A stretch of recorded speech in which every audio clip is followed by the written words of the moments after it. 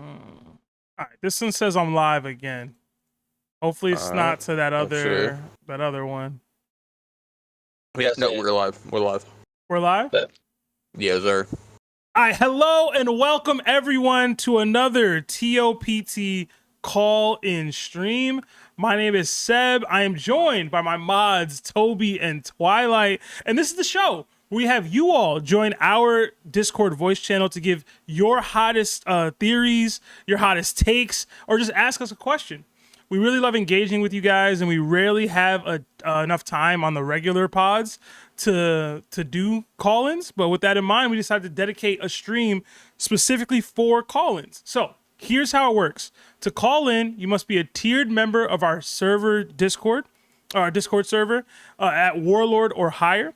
That will give you access to the call-in stream voice channel. Once you're inside, wait your turn and we'll drag callers up one by one. Each caller will have roughly 5 minutes, so come prepared, get your point across, and don't be yapping.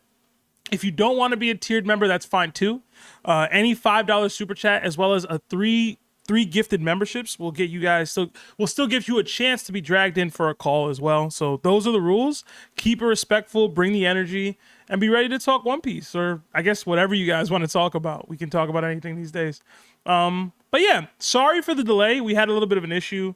Sorry, I know it's so many late, back-to-back late streams. I'm sorry. All right, this one, I'm not gonna say it was my fault. I'm not, because it wasn't. But you know, I played my part in it. I'll say that much. You know what I'm saying? Like, I can't act like I'm completely innocent here. I'm not. You know, I'm not. So, but yeah. Toby, self accountability. Twilight, how y'all feeling, man? How y'all feeling out there, bro?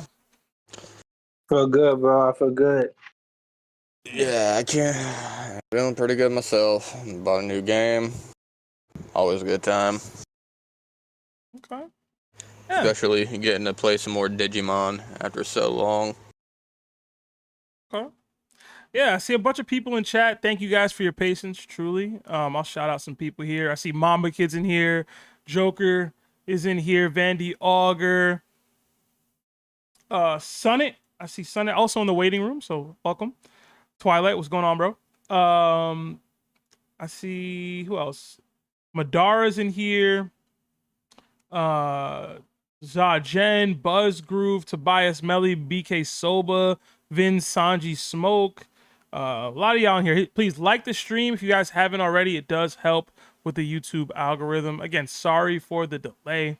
But yeah, hit that like button. We did get a $10 super chat from Mama Kid before we even got started. It says, won't be able to call in, but was wondering who y'all got in a 3v3, Luffy, Zoro, and Yamato versus Naruto, Sasuke, and Sakura. These are the times I wish Larry was here, because obviously I never finished Naruto, so I might be leaning on y'all too to assist with some scaling in this matchup. Who y'all got? Depends on which Naruto. Like, if they're talking about like peak Naruto, then Naruto. Okay. Yeah, no, I was gonna say it very much depends on the era of the 3 Naruto characters. Because as much as I hate Sakura, like, Boruto level Sakura is stupid busted. Like, if it's end of series for them, like end of not even end of Boruto, but Boruto level Naruto, Sasuke, and Sakura. Yeah, it's see, the Gear 5 Luffy kind of makes it a little harder, but as of right now, especially with Luffy's stamina issue, I'd actually have to lean towards Naruto squad. I'm not leaning. I'm laying all the way down on the other side. Okay. Well, see, the thing is, I'm trying to be nice, but like it's not really close. It's not close. I feel like someone like Imu, I feel like would have been better for this matchup. Okay.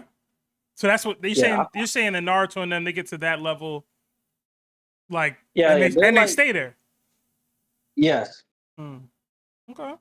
I feel like 3 Emus is like a way better question. Okay. So Luffy and them boys still got a ways to go to catch up to Naruto, is what you're saying. Yeah. But to be fair, that's also not necessary. To say that's honestly not the fairest to a degree, because we're talking about basically end of series characters. Like if we're talking end of series Naruto, like end of Shippuden. Well, that's not. Then that would I was gonna say that's then close either. So I guess the real question is, by the end of the series of One Piece, do you think that they'll be able to scale themselves up to defeat these three, or no? With how strong Imu is, I could see it for sure. Okay. I don't know because the thing Sakura alone does that, because she's almost, to be technical, if I remember right, because I haven't fully watched Boruto. I'm only going off of what I know from a couple of my friends that are big Boruto heads.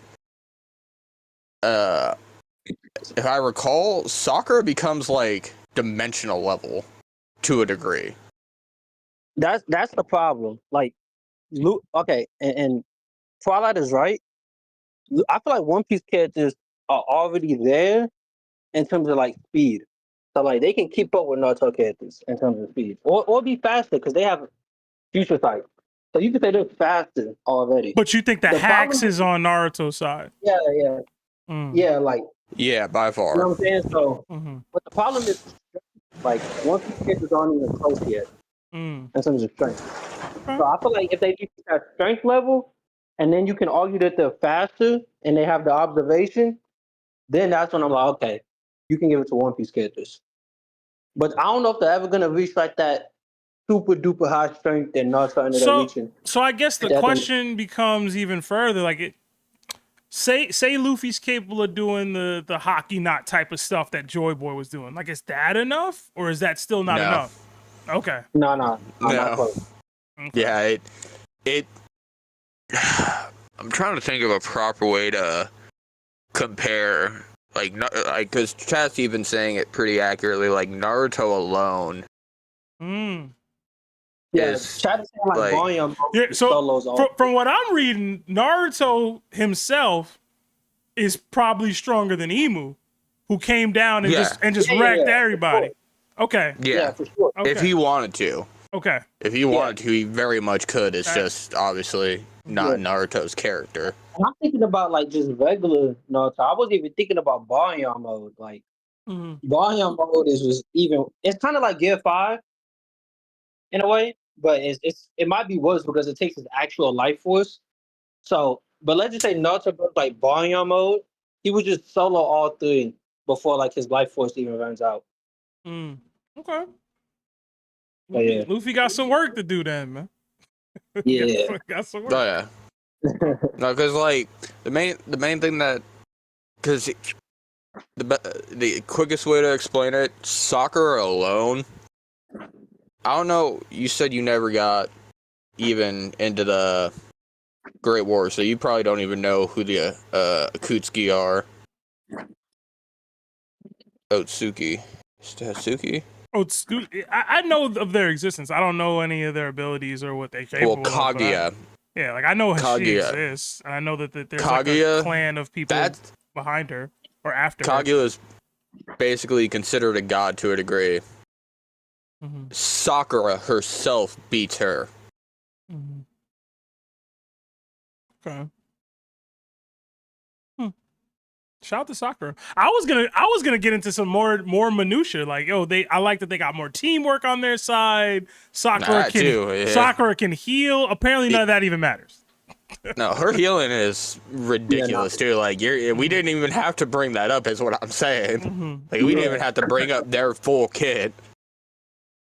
I feel like War, like before they meet, like Kaguya and Hagoromo and them. I feel like just like his regular KTM2 versus like Luffy would have been like a more fair fight. But then I feel like that's when it starts to lean in Luffy's favor. But Yeah, I feel like give them them what they using this got, was kind bro. of crazy. Give them whatever they got. If they got it, they got it, bro. It's that simple. Yeah, yeah. All right. Another 5 from Shadow. It says, with the recent vid y'all just posted, it dawned on me that Imu's tail alone is more durable than hybrid Kaido and King. Hashtag Satan's tail over KKK. I didn't get the KKK thing. Kaido and King. What's the other K? Yeah, I'm not 100% sure of the acronym on that one. I just don't know if I agree. I mean, maybe, but I don't know if I agree with that. The tail? Was the tail tanking stuff? I don't remember the tail getting hit, for real. Yeah, That's kind of crazy.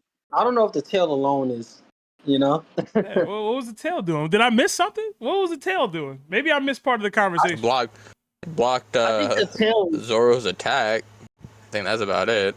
I was gonna say the tail was definitely moving, but I don't think the tail had some like incredible feet. You know.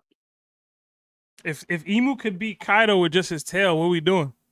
But at the same time, he low diff gear fire Luffy, man. He did. He So low diffed it. It Yo, tanked bro, Zoro stronger King of Hell attack. I mean, hey, that's a good feat. That's a good feat. But he said Kaido and King. I think that's the problem. Actually, I just caught that too. Kaido and Yeah, I feel like hybrid Kaido and King. Like I don't know about that. Hey man, shout out to Imu's tail, I guess, bro. yeah, for real. All right, let's get some callers in here, man. Let's do it. Guys, like the stream if you haven't already. And if you want to become a caller, become a tiered member on our Discord of Warlord or higher, and you'll have access to the call-in stream voice channel. All right, Twilight, you remember who was in here first? Probably not. I don't. I want to say it was Sunnit. I feel like it was Sunnit first. Yeah. I've seen Sunnit in chat, so it's quite possible. Yeah. All right. Sunnit, you there? Yo, guys, how you been? I'm good, man. I'm good. I forgot I'm supposed to do the spin wheel to determine who I picked next. I completely forgot about that. But Sunnit, talk to me, bro. What's going on? Do you have another perspective for us, or you have something else you want to talk about? Nah, this shit takes way too long, I'm not gonna lie. But I got something else. Something interesting. Okay. You can name it, let me think, a lesson from One Piece. And I got a question to it. So, if you think about hockey, what do you think you can learn from hockey? And I'm not talking specifically about the strength or power. Well, Rayleigh describes it as the act of not doubting. So I'd say to never doubt yourself would be the lesson that hockey's supposed to teach us as readers. And Twilight, Toby? I'd say that's pretty accurate what Seb said. It's a lesson in just self-acceptance and not doubting yourself. Yeah. I'm sorry, I missed the question. I was doing something. The question was, what do you think you can learn from hockey? I like both of the answers. I feel like hockey, in a way, is manifestation plus hard work, which is why I like hockey more than Devil Fruits, because Devil Fruit technically is manifestation, and then you work hard to use it. But I kind of just like that. Like, it seems like hockey comes from within. I feel like that's what I like the most about it. Meanwhile, Devil Fruits is kind of something that you get. So yeah, I kind of like the whole like mental and physical aspect of like hard work plus like dreaming big, manifestation, how disciplined you are. You know what I'm saying? Like all that goes into it. Yeah. No, I like that. But what if I told you that hockey was just never a power system? But what if Oda wasn't only writing about pirates, but about life itself? We all know observation hockey lets you see what many can't. Armament Haki turns your body into a weapon, and Conqueror's Haki belongs to the chosen few. But what if those abilities aren't a fantasy? What if they're metaphors? Metaphors for intuition, discipline, and the kind of world that changes the people around you. And I'm not going to be breaking down Haki, but I'm going to uncover why One Piece might be teaching us how to become stronger long before we ever throw a punch. So let's start with observation Haki. Observation Haki isn't about seeing the future. It's about seeing the present so clearly the future has nowhere left to hide. Life teaches it slowly. Every betrayal, every goodbye, every mistake, until one day you no longer guess, you recognize. The silence before someone leaves, the weight behind the smile, and the storm before the first drop of rain. And people call it intuition, but intuition is simply experience remembered by the soul. Now let's move on to armament Haki. Armament Haki was never about becoming harder. Pause. It's about becoming impossible to break. Pain will visit everyone. Failure, loss, loneliness. Some people let those moments shatter them. Others force themselves inside them. Discipline is choosing tomorrow, what comfort would abandon today. And the strongest armor isn't worn on the body, it's carried by the spirit. Now the most important part, Conqueror's Haki. The rarest Haki was never strength, it was certainty. A will so unshaken that reality begins to bend around it. Not because others follow you, but because your conviction gives them permission to believe in themselves. And some people enter a room and demand attention. Others enter and silence follows. And that's not out of fear, but out of presence. Because a soul that refuses to kneel has a way of reminding every other soul that they were never meant to. And the greatest lesson One Piece teaches isn't how to become stronger. It's that every battle, every scar, every impossible dream was never preparing your fists. It was preparing your spirit. Because in the end, Haki isn't power. It's the shape your soul takes after refusing to give up. Sunnit, yo, every week, man. It's beautiful, like bro. It's Yeah, I like beautiful. that. That was I like that was that. amazing, man. I love that. Yeah. Thank you, man. Yeah, you said what I wanted to say, but like a million times better. Right. I had I time to do write it down. this. I do this for a living. I couldn't do that, man. That was amazing. Yeah, that was fire. Shoot. Thank you, guys. Yeah, I mean, you got a lot of power system. You got a lot of everything going on in One Piece, but people tend to miss, and they don't dive deeper into the more simple things. Let me say that. Yeah, man. No, that was really cool. I like that. I'm curious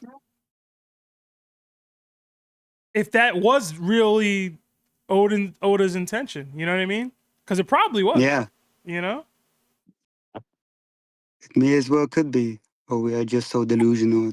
Yeah. I feel like Oda's that smart. Right. So Right. That Yeah, he intuitive. is. He's that intentional. But yo, Sunnit, appreciate the call, man. Thanks. Well, can I ask another quick question? Yeah, sure. It's really quick. Came on my mind. It's what do you think people would quote Luffy by after he passes? Like if Luffy were to die, what would his epithet be in mourning or in remembrance? Just what would his quote be? Wait, you're saying his quote, like what he'll be most known for saying? For What are you saying? example, I can give you mine. Like people tend to say, let me think. That man was rich because his pleasures were the cheapest. Something like that. Oh man. Probably something simple like he was indeed the freest man on the sea. Something like that. Yeah, something. I was about to say it had something to do with his freedom. The man never let anything take away his freedom. Or something about his happiness, like he's always smiling. or correlating Food. freedom and liberation with the straw hat itself. Like he was such the embodiment of freedom that the straw hat now is that symbol. You know what I mean? Something like that. Mm-hmm. Yeah. I like that. But I thank y'all guys. Yeah, have a good night. Of course, bro. Thank you, man. Have a good night. Peace out, Sunnit. Oh, Sunnit be spitting, bro. What Thank do you you, him Roscoe, for giving the jewels gifted. Appreciate that. I never know how to see those, but when they pop up and I do see them, I appreciate them, man. So thank you. All right. Next, let's get oh, I'm supposed to do the spinning thing, right? Hold on now. Hold on, guys. Hold on. Share my screen. Spinning again. All right. Y'all can see that? Maybe not. I don't know. We spinning.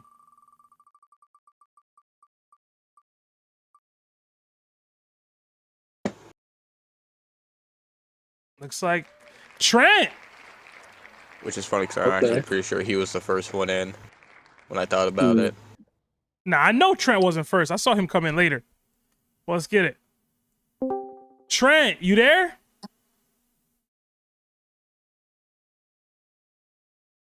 Trent.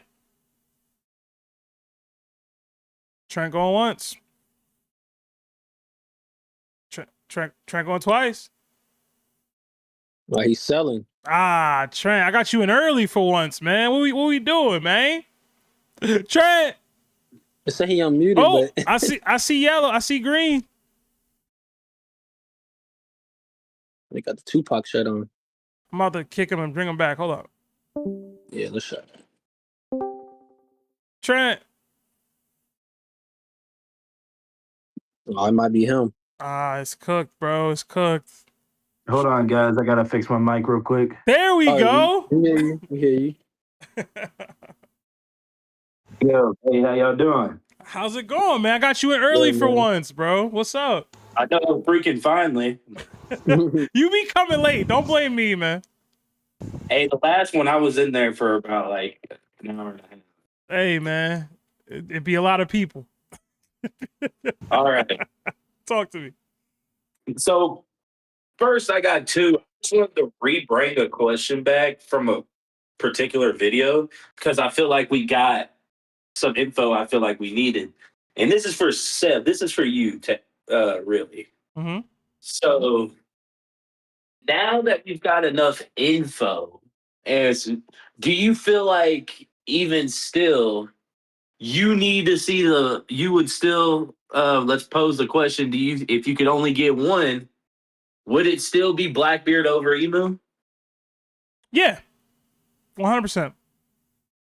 I'll go 99%.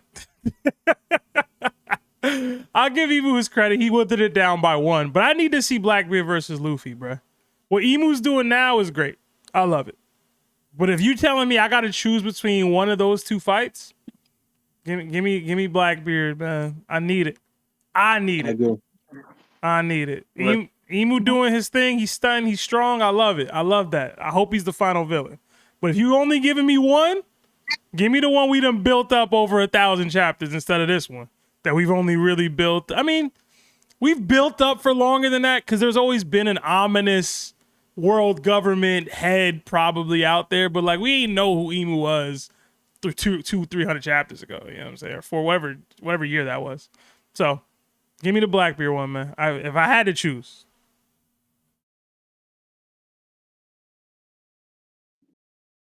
The more I think about it, I feel like it's easily Blackbeard. What? Easily Blackbeard. Just the more I think about it. Because, like, bro, Imu is showing out so much right now, and we've yet to see. Blackbeard is still called off-screen, the off-screen villain. Like, the fact that we haven't seen that much from him, and Imu is already showing out, like, so crazy, I kind of feel like that means we're going to get Blackbeard versus Luffy as, like, the main fight over Luffy and Imu. I mean, yeah, but I also don't think just with that being the Blackbeard versus Luffy being the main fight, I don't even think that makes I feel like Luffy going. Now look, I know it never happens, but look, just hear me out on this right here. All right, Don't get kicked Mhm. now. I go get kicked. This is just what I think would be. I think Emu going, let's say, win this. He gonna win this arc.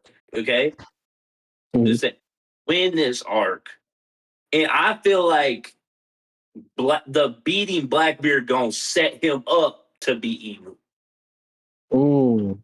I can rock with that. I can see Because that too. then because if he gonna beat Blackbeard at like Blackbeard. I feel like Blackbeard gonna do something that show he on not on. Hold on, Paul. Let me roll back with that. He gonna find some way to that tips him in the favor of like competing or like giving Emu at least a little bit of a struggle because at that point it's gonna be I see Blackbeard as like having that type of power, and that's when Luffy's gonna beat him, and he's gonna struggle and finally beat him, and we gonna get that fight, and that's when after the fight we they what's it called? They fight Emu or he fights Emu. Now Seb, you ain't gonna like it, but I feel like at that point, after he fight Blackbeard, he may need that little bit of that push from Blackbeard. You know what I'm saying?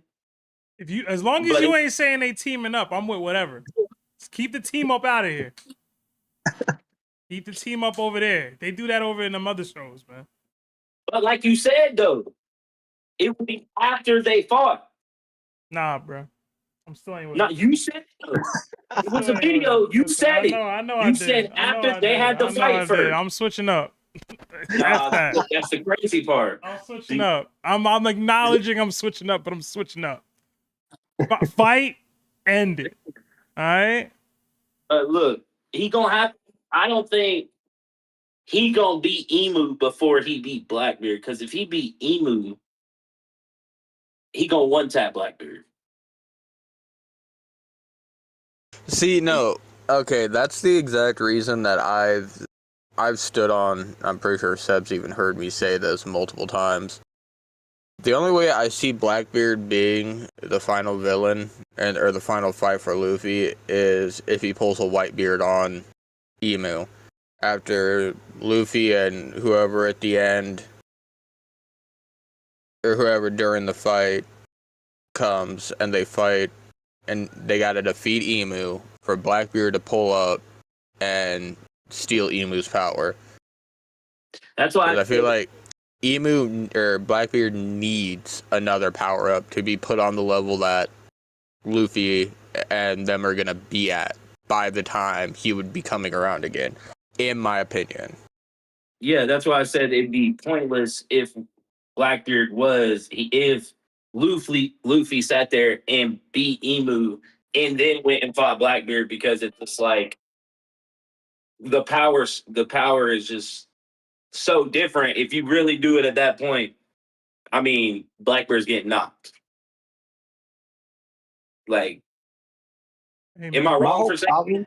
It just Am I wrong depends. for? It all depends on what Oda want to do and how strong Blackbeard is, man. like, I was about to say like we still haven't seen a dude fight all out. We still might get another Devil Fruit. He might get an ancient weapon. He might get a whole lot of stuff that can make him more formidable. Saying as if you are taking them right now because it would be the next technical, like as if that is Luffy. Luffy comes back, wins now, and he has to fight Blackbeard. Let's be honest. As of right now, well, how did he win? Did they jump him with him and Loki and the Straw Hats and like I don't like how did they? Did you saying Luffy beat Emu head up? no. Well, Like what are we? I'm saying like what are we saying? At the end, we're all saying Luffy's going. I mean, we all want Luffy to beat Emu head up because that's just what we want. Mm-hmm. At least I do. I don't want Luffy to have that power to go one-on-one and be able to do that. You know what I'm saying? I don't know if that's bad to hope. No, but, no. you know. I think we will get a situation where Luffy has a group fight against Imu and his peoples. Maybe it's a group fight against Imu, and then Luffy has to fight and defeat Imu himself. It becomes a one-on-one. That's kind of how a lot of Luffy's fights have been. Like a way like how Kaido, like everybody kind of had to pitch in. Kaido. I mean, they pitched in at their time, and even then, like we had breaks in between where like Yamato had to fight for a minute there. You know, maybe Dragon fills that role. You know what I mean? Like ultimately, it'll be Luffy who fights and defeats Imu. I believe, right? But you know, like I think people have mentioned the idea around Imu losing covenants and getting weaker because Luffy's team is defeating his underlings. That way it shows like the competence of my crew is making me win this battle when maybe Joy Boy's team wasn't capable of doing the same. We're getting Sanji Conqueror's Hockey Blooms now. Like, who knows who else will get a Conqueror's Hockey Bloom that'll be fighting on Luffy's side in the final war. But if they're able to take out Gorosei members, that should potentially weaken Imu because he'd be losing covenants the way that he lost Harold.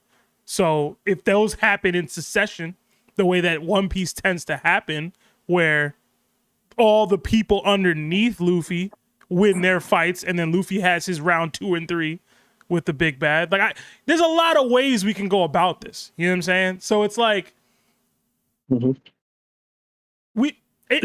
just depends on what Oda decides to write, which is a cop out. I understand that it's a cop out, but I can see him going either way, as far as like who he has to fight first or whatever in order to win or become Pirate King or whatever. Like, I can see Oda going at this point. I can see it going either way. I for a long time always thought it needed to be Blackbeard's the main villain for the One Piece. Luffy will find the One Piece and then set his sights on the world government. If Oda wants this all in one bow at the same time, then anybody could go at any point. You know what I'm saying? And then it becomes, what's the biggest narrative finale? Is it Luffy's personal vendetta / the being the Pirate King, or is it overthrowing the world government, which has never really been Luffy's centric focus, you know? So it's like, take a look. Listen here. So it is gonna be, you could do it as to where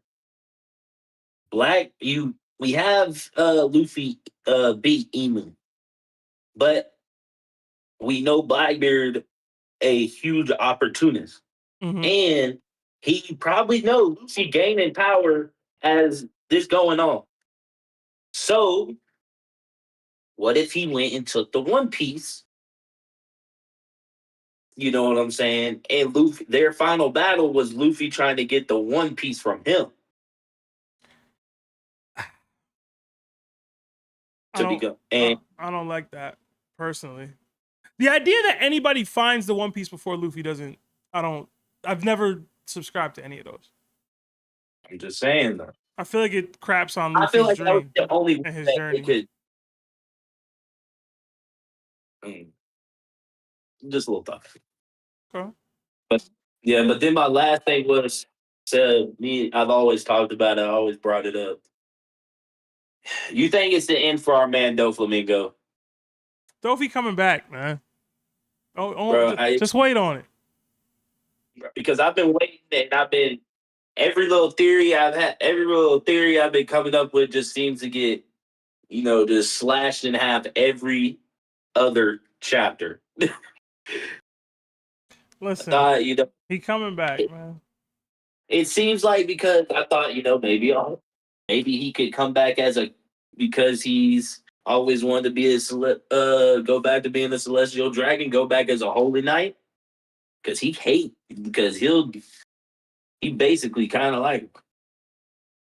But you go back, be a holy knight, and then Cross Guild, but we ain't heard of anything from Cross Guild. And listen, patience, Trent, patience, man. Man, it's been how many chapters since? That's okay. That's all right. Patience. We just saw Don Creek pop back into the story, man. Patience, gang. Look, gang. Patience. I'm not you. You a New York Knicks fan. It took forever That's to get what that. I'm saying. I can wait. Yeah, man. you can wait. Listen, I've waited for a lot of things in my life, and they coming true this summer. Sanji a conqueror, Trent. Just wait on it. Hey, look. Yeah. I don't know. So Hey, you gotta take wins to take L's, dog. Yeah, you man. gotta take L's to get W's. Sometimes you gotta go through it all, man. You gotta go through the journey. Sanji, next thing you know, it's gonna be Blackbeard's butt. Blackbeard probably got it too, man. It's up. Blackbeard. No, I'm not gonna lie. If I hear Blackbeard gets conquers, I don't know if I'd like this. I don't know if they'd have me. I may quit it. I may. We know you ain't going nowhere, Trent. I never said I'd stop listening to the podcast. I said I would just stop reading. I never said that. I always support y'all. You know what? What if Blackbeard gets conquers and Doffy comes back in the same chapter? It's still good, or it's what? I want Doffy to one tap Blackbeard, so I'll be happy. Trent, you have a good night, sir. All right, y'all be safe, man. You too, All right, bro. All right. Take her easy, Trent. Yo, Seb, I don't know why you don't hop on my Blackbeard agenda, bro. What's the agenda, man? The one where I feel like him, Rox, and Davy's will is too great for him to just be a Luffy opponent. Like, y'all keep saying he gonna fight Luffy and lose. Bro, there's no way Black... And y'all gonna... Hey, hot take. I don't care if it gets put on the list. There's a 1% chance Luffy beats Imu. Because Blackbeard's gonna be the one to do it. I promise. Blackbeard takes out Imu? That's what you saying? Blackbeard... Like, the Blackbeard pirates. The Blackbeard pirates take out Imu. There's no... Because we gotta think back. We've gotten Rox. He wanted to be the king of the world. He lost to Imu. That's one thing leading to Blackbeard. The other one is Davy's will. Davy probably lost to Imu too. So that's two. The third one is Imu stabbed the Blackbeard's face just like Luffy's. So there's no way we have all that and people believe Imu is just gonna stop here. Like Imu is gonna get weak. 1 second, Toby. There's no way. Yo, Twilight, whatever you got going on, like muted or whatever. Yeah, it's my bad. It was my fault. Go ahead, Toby. So Blackbeard takes out Imu. How do you think this happens? My thing is one.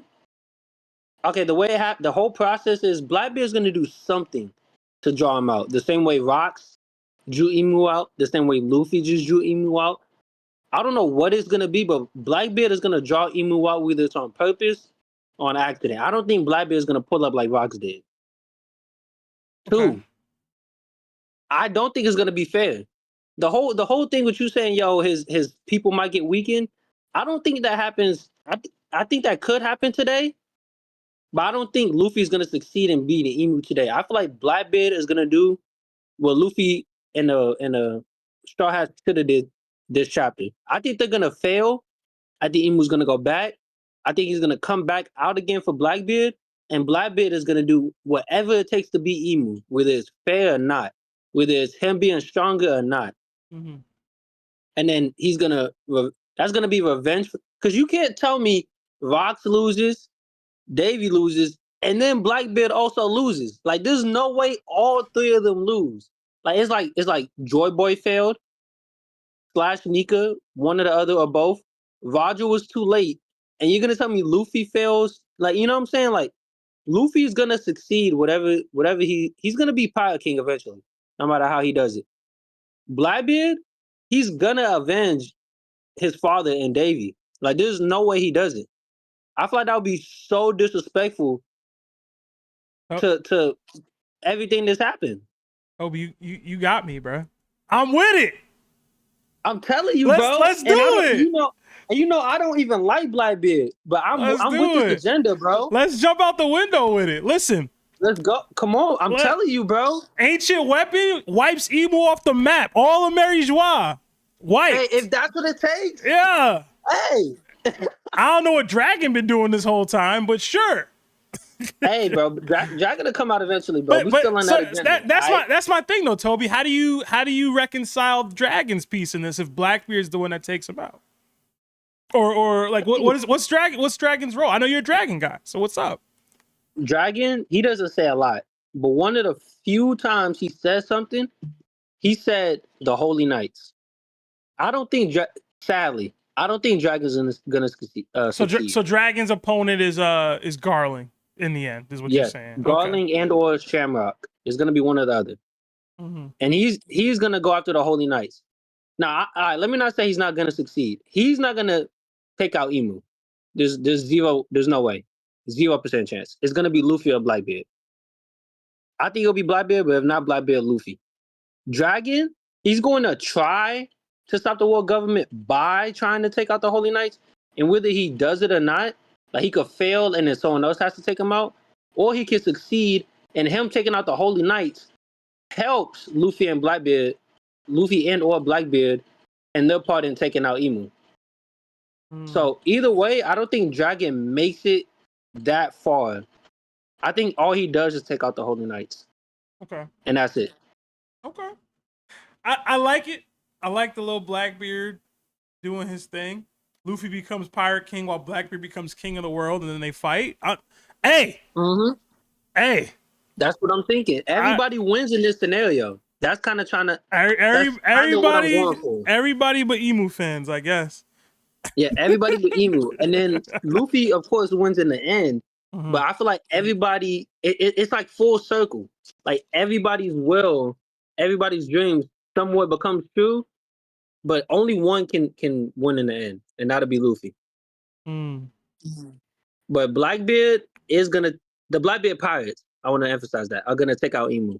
Now, Toby, did you hear my theory about Blackbeard sitting on the empty throne while Emu's away? Yeah. Yes. Okay. All right, just checking. I liked it. But that ain't enough. I don't think that's what's gonna happen, but I do like it. If it did happen, though. If it did. Okay. They're saying it's Big Moo in chat, man. I don't know. Big Moo going down, man. I'm sorry. Bye. Okay. We got 5 gifted memberships from Davey D. Oaks. Thank you, Davey. Appreciate that. Throw the Ackerman fists up, throw the W's in the chat, and that should get a couple more entries into the call-in stream. So thank you. All right. Let's spin the wheel, man. That's the agenda. Come on, bro. I'm not even a Blackbeard fan. Sometimes. I don't know. It ain't sounding like it. Yo, bro. I feel like this just makes too much sense. I don't like Blackbeard. I hate him because I feel like he's meant to be hated. So I have no problem hating Blackbeard. That's crazy. But that was so close. Diamond. Sorry, dog. All right. Let's get loose in here. Loose. You there? What up? What up? Talk to me, man. What's going on? Nothing much. I'll get right into it. All right. I guess title card is low high diffs. We'll say that's simple enough. But low high diffs. So in this community, we often use those terms: low, mid, high, extreme diffs. And after watching for a while, I realized I don't really have your frame of reference for what you consider to be low, mid, high, and extreme diffs in the series. And so that's my question. What do you consider to be low, mid, and high, and extreme diffs in the series? Okay. I would consider what Emu just did to Luffy a low diff. I agree with that right now, for sure. Okay. I would consider Luffy defeating Katakuri an extreme diff. So those are the two ends of the spectrum. I agree with that as well. I like that. Okay. Now, examples of high diffs. You might have to go as far back as pre-time skip for true Luffy high diffs. Actually, no. I'll go Cracker was a high diff for Luffy. Huh. I mean, yeah. I'd say that's about there. I won't say mid, so I'll say high, yeah. I would say Caesar was a mid diff for Luffy. I'm using Luffy because he just has the most fights. You know what I mean? I have more entry points, data points for him. Yeah, and then no diff would be Luffy versus Kobe. Yeah, that's about right. So that work? I think that's all about pretty accurate. I guess Okay. a couple. Do you think what about Crocodile versus Luffy? Just kidding. Which round? Well, extreme. I'm going extreme. He lost twice. Even the last one, the last one he should have lost anyway. I'll say the fight, how it played out in the last round, was closer to a high than an extreme. But in totality, I'm going extreme just because of what happened. And in general, Luffy got poisoned, and without Robin saving his butt, he would have lost anyway or died anyway. So. I would say that fight almost made me want to add story diff as a category. Oh my that god! One is but that's just cheated because it's that one was tough. But yeah, I mean that's basically. I was kind of thinking of some beforehand. A lot of them are Luffy fights. Like Zoro, it's kind of funny. I don't even I think the closest we have for Zoro be an extreme diff fight is I guess King. But even then in the manga, it's I don't know. There's an argument. It's just high diff. It was hard for me to come up with an extreme diff for Zoro. Extreme diff fight for Zoro would be Mr. One. And again, we're going back. We're going way back. Wait, yeah. I feel like extreme diff for Zoro was Mr. One. As far as him winning, I can also use Mihawk that's a low diff. Oh yeah. You know what I'm saying? For Mihawk. I'm trying to think of other Zoro fights that could be considered high diff. I'd say Pika was probably a high diff, but only because of the difficulty in landing on him. So in reality, it's going to be a mid diff. Actually, it might be a mid diff. I was gonna say Peak's arguably low diff. I mean, because it's he just got someone Zoro got thrown at him and he just cut him up in that segment seemingly, and so it's it took a chapter or two, and it was just because he's big, and so it's maybe if he didn't have someone to throw at him, it's hard to go low diff if you needed help. You know what I mean? Yeah, that's that's I'm saying. It's at the end of the day, he did have someone throw him, so it is hard for me to just say low diff. But it is hard for me to imagine Zoro struggling in that fight with how easily he cut up Pika. But I see people asking me about Luffy versus Kaido, what the diff was in the chat. The first fight was no diff, low diff, no diff, whatever. I feel like we gradually raised each fight. It was low diff for Kaido, then it was mid diff for Kaido, then it was high diff for Kaido, and then it was extreme diff for Luffy. That's we got all the diffs in that one fight, technically, in those two people. I mean, Luffy died. Yeah. I was gonna say. Yeah. So yeah, there's definitely, you have to say extreme almost for both of them, I guess. You know what? I gotta switch up because I'm switching up.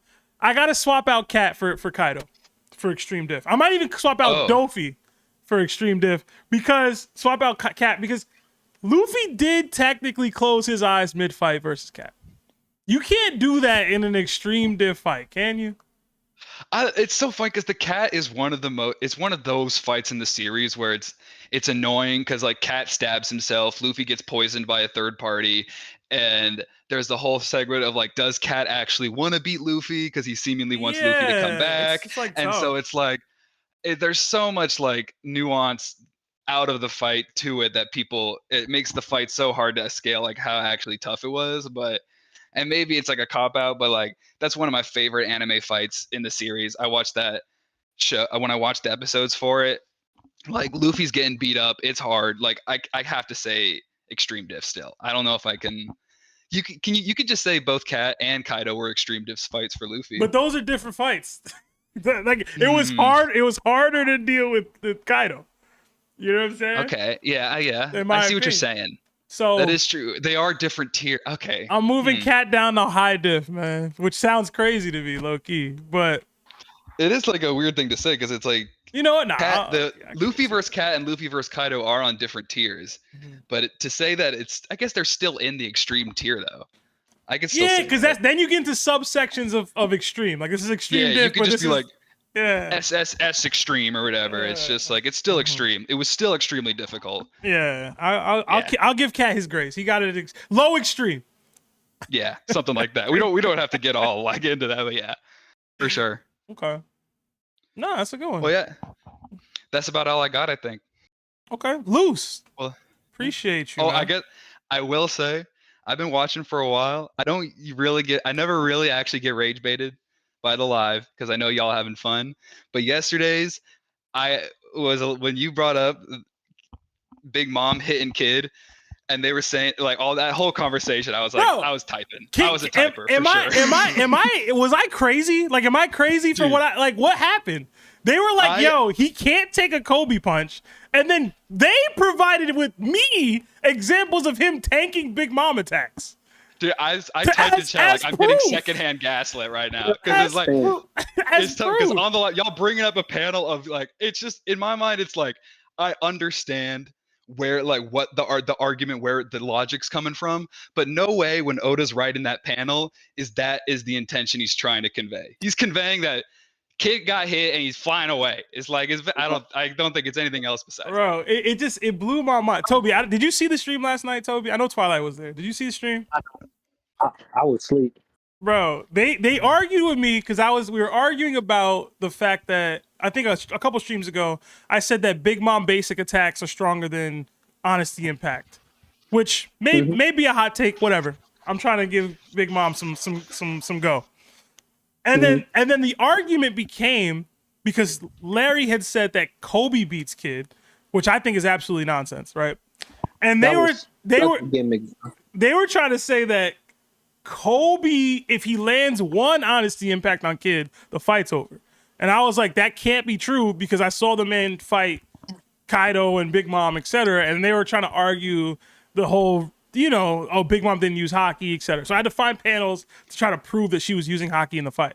And then they were providing me with panels of Kid getting hit with attacks that they were like, yo, this she didn't land. Like they were arguing that like the residual he was the wave of like the hit was hitting him and stuff. And I'm like, guys, like what are we saying right now? We're really thinking that's what Oda's conveying. I thought that was crazy. Got to the point where they saw Big Mom attack Kid defenseless on the ground, and they said Big Mom must have missed. What? I heard that, yeah. I was like, all right, man. Big Mom missed a defenseless Kid. That's what they said, bro. She hit the ground, man. Bro, to be fair, the way... Look at I'm not going to comment on that. She hit the ground, man. It's bad, bro. It's bad. But Loose. It's something every week. Dude, I'm telling you, man, Kid, Blackbeard, Cat, Marco, they get you going. Like, they just 100% of the time. It's not even the characters. It's the takes. The takes be so asinine, bro. The way they happen to be written, bro, is just caused your... I mean, what kind of... Put it this way. It's so funny. Loose. I'm sorry. Put it this way, Loose. That wasn't the most egregious thing that was said last night. I agree. Toby. Lionel said that Katakuri beats Bullet, man. Dude, well, he thinks Cat's Admiral level. That's his hottest take. Is Cat is like Admiral level. I think that's crazy, bro. But oh yeah, the whole beat. No, he said that not even just that he beats Bullet is that he would beat the entire worst generation. He said that he could do what Bullet, including Luffy. He said he could do what Bullet did in film. What was the name of that movie? Gold. No. Gold. Was it Gold? No, whatever it was. It's not Z either. It's New World, isn't it? Gold. Strong World? No, it's not Gold. Strong World. Stampede. Yeah, I would say Stampede was Bullet. I don't know. Yo, bro, whole worst generation. Luffy with Snake Man, Kid, Killer, Rouge, Bonnie, Hawkins, Apu, Drake, all of them. And they all lose with just Katakuri. And they all lose a cat. Same. Yo, bro, it was I couldn't. And he was standing on it, bro. I've been saying this that Larry gets too much hate and that the twins the fly twins, under the radar. They do, bro. The twins say some insane things and everyone's like, Larry. Don't loop Lawrence into that. Don't loop Lawrence into that. He didn't say that. That was Lionel. You're right. Of course. The twins takes be horrible, but low key like Sebe Lay be like, yo, chill. Whenever like the chat starts cooking them. So it's like we be having to let it slide, low key. But I still don't think. Crazy. I'll say. Sorry to interrupt. I don't think Lawrence got enough hate for countering Bajron Gun. I still think that's. Oh my god, bro. I was saying, Law's had his own takes. We all be wilding, man. But that's what I say. Everyone's wilded, but the twins just fly under the radar, and Larry gets too much hate. I'll say that Larry gets too much hate. Y'all gotta. You know what's funny? We got to be nicer. You know what's funny? Toby just proved his point. I just proved Toby's point. The twins started getting shade, and I immediately went, we all be wilding. Yep. Like, yo, I get it though. I get it. Oh man. But it's like, man. You know what it is? You know what it is? They don't be there in the pocket to argue with chat or to have to defend their takes. Like they're not here. Yeah. So if they was here, I don't know. Maybe I'd still be switching up. But What's it called? The first time I've seen, I think Lawrence change his take was last pod when I forgot what it was. He said, I already forgot, but he did change his take, and so it is in him. I noticed that, and so I gotta. So that's a rare moment on TOPT, man. Listen, Changing man, the tape. I be fighting for my life, man. Trying to get them to understand things that they should. That 1v4. Just Hey, we commend you every time, bro. Yeah. But the thing is, it be about the most basic stuff that I never think I need to be arguing about this. You know? Like, I didn't think I would have to argue that Katakuri couldn't defeat Luffy and the rest of the worst generation at the same time. But, you know, sometimes you have to argue that. It's so funny because it's like this community. It's like we're in a bit of a bubble because it's like we talk to like a regular One Piece fan who maybe only watches like the anime, and they think we're insane for sure. Yeah, 100%. Just because like stuff like that is just so funny. They're like, "What?" I don't know. I could only imagine. But Loose, you have a good night, man. For sure. Sorry for interrupting you earlier, by the way, man. I apologize. That was rude of me. But you good. Thank you. Have a nice day, rest of y'all. You too, bro. Peace. Take it easy, Loose. Oh man, yeah, that was bad, bro. That was bad. It was the worst thing I ever seen. I hear something crazy every week, bro. Yeah.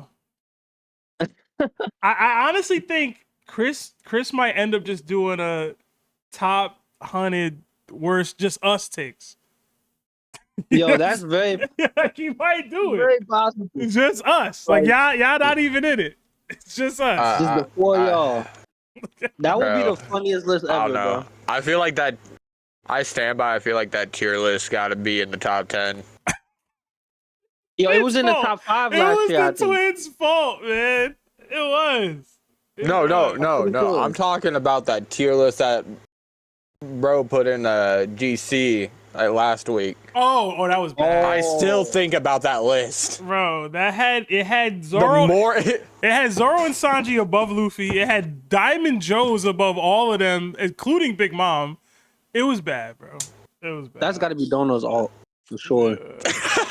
Nah, Marco wasn't high enough, man. All right. Oh, okay, never mind.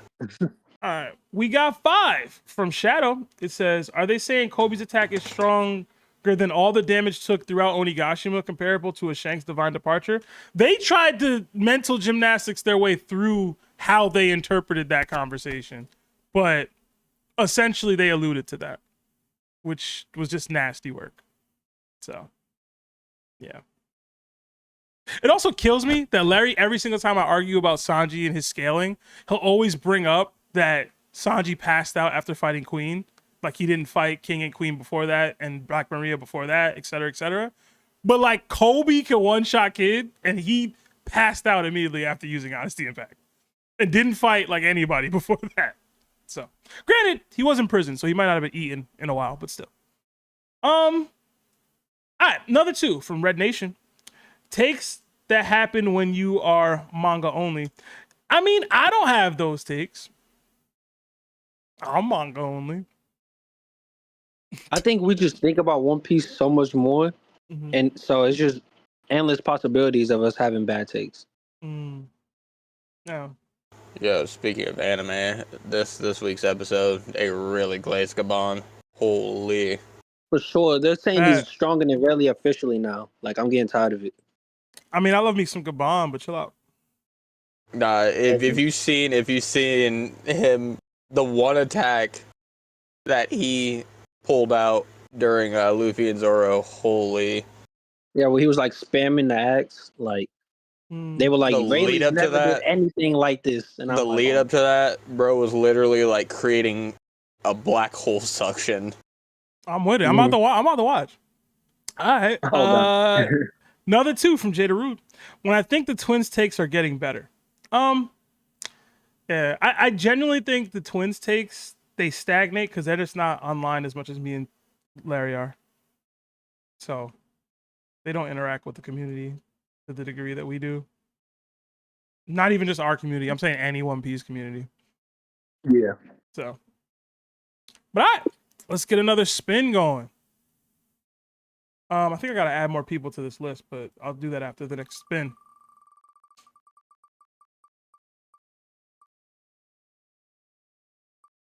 All right, looks like Seropolis, who is also no longer in the call-in den. So, sucks to suck, bro. All right, I guess I gotta add more people. No Seropolis. That's tough. That's tough, man. If you come back, maybe, bro. I don't know.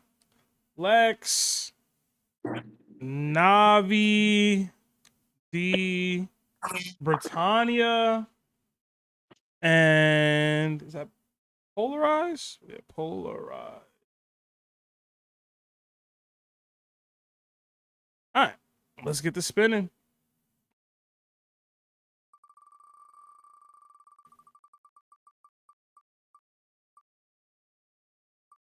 Down to Clown. Come on down. Clown, you there? Yeah, I'm here. All right, talk to me, man. 5 minutes. Yo, what's up? Chilling, chilling, chilling. All right, man. So I was actually just planning to speak to Larry, but I'll shoot it with you since Okay. that's all I got. Yeah, So Larry out with his lady right now when I called him, so. All right, nice. Hmm. So you're like the resident Sanji guy on the pod, right? I'd say that. I know the twins like Sanji. Larry's the only real like Sanji detractor, I'd say, on the pod. Full blown hater, yeah. Mhm. Yeah, but it's Sanji season, bro, and even you, I think you sleeping on him a little bit. Yeah? What makes you say that? Your takes, man. I think they underrate him.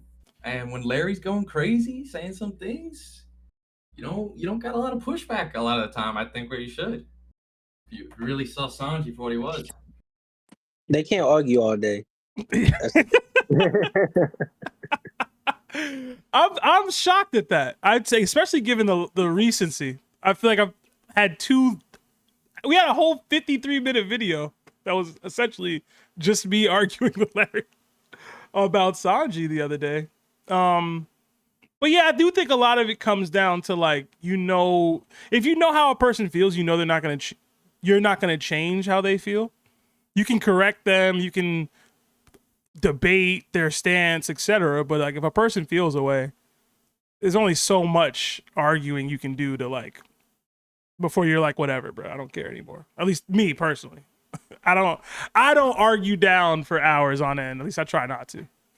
So it's just, I guess, more my temperament than anything. But give me some examples. What are you seeing? What am I not arguing back? What am I missing? What am I missing in the debates?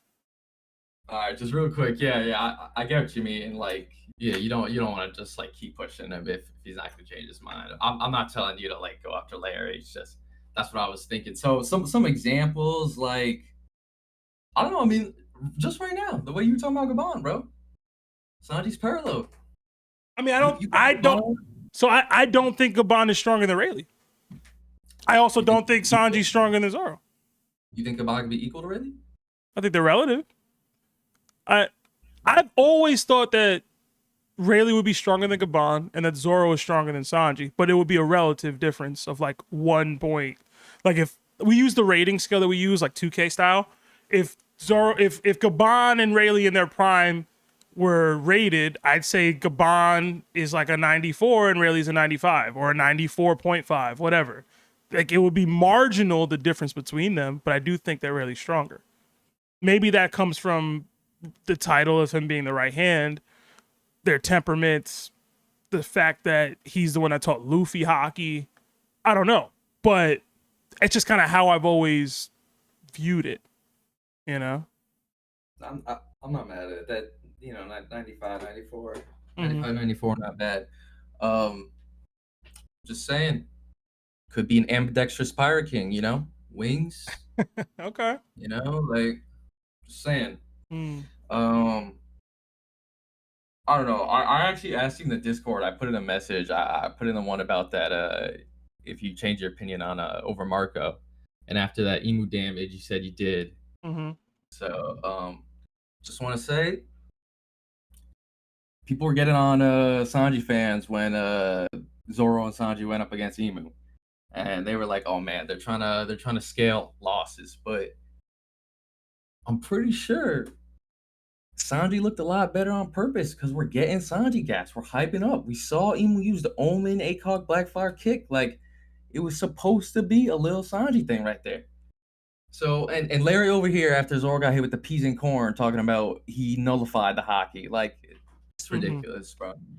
Yeah, I actually take pleasure in the mental gymnastics that he'll go to discredit Sanji or gas Zoro. I think it's funny. He gets creative with it. He gets creative with it. Yeah, all right, man. That's it, bro. Okay. I mean, I put in chat. They're saying I don't cape. 40% of the votes saying that I don't cape hard enough for Sanji. So maybe it's true. Maybe I don't cape enough, man. Maybe.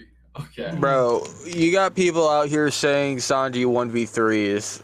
Yeah, those are the people. Those are the people that are saying you're not caping hard enough. 1v3 too. Yo, bro. The other day, last week, Toby, I hope you weren't here for this. You might have been here for this. I don't remember. Dude said, I don't remember who it was, but dude in the DDT that Sanji was running the gauntlet said that he would beat Marco King and Katakuri same time 1v3. Oh no, I missed that. I must have went to sleep before he said that, bro. There's no way. It was absolutely. You got to get ready for work, I think. Yeah, those are agents, bro. Absolutely insane. Those are secret agents, bro. That's a Zoro fan, man. It's absolutely insane, no, bro. Don't blame us. That's nasty. I was perplexed, bro. I almost. What did Larry agree with that? Of course he ain't agree. He with wasn't. That, bro.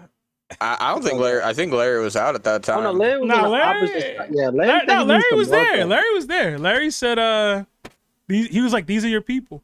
Oh yeah, no, that's true. You know, the funny thing is that dude. It was that dude's homeboy that posted the tier list in the GC. Yeah, it was. I remember now. They ain't here to bait, man. They know they know what they doing. They ain't here to bait. All right, down to Clown. You have a good one, man. Yeah, have a good one. See you, bro. Man, there's no way. Did y'all even count his pick?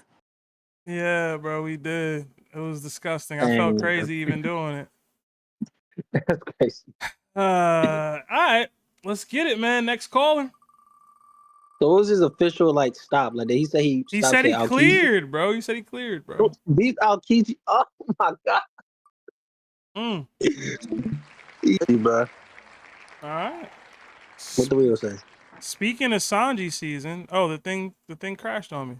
Well, Sanji was the one that landed on. So, Sanji, talk to me, man. Yo, what's going on? What's going on, brother? Nothing much, man. Just trying to chill out. It's been pretty hot and humid at work, so I could deal with that all day, and then come home and sit in a nice AC and drink a Monster while I watch stream. I don't know. I had a couple things I guess I was gonna pitch on, but I'll pitch on my main one, I guess.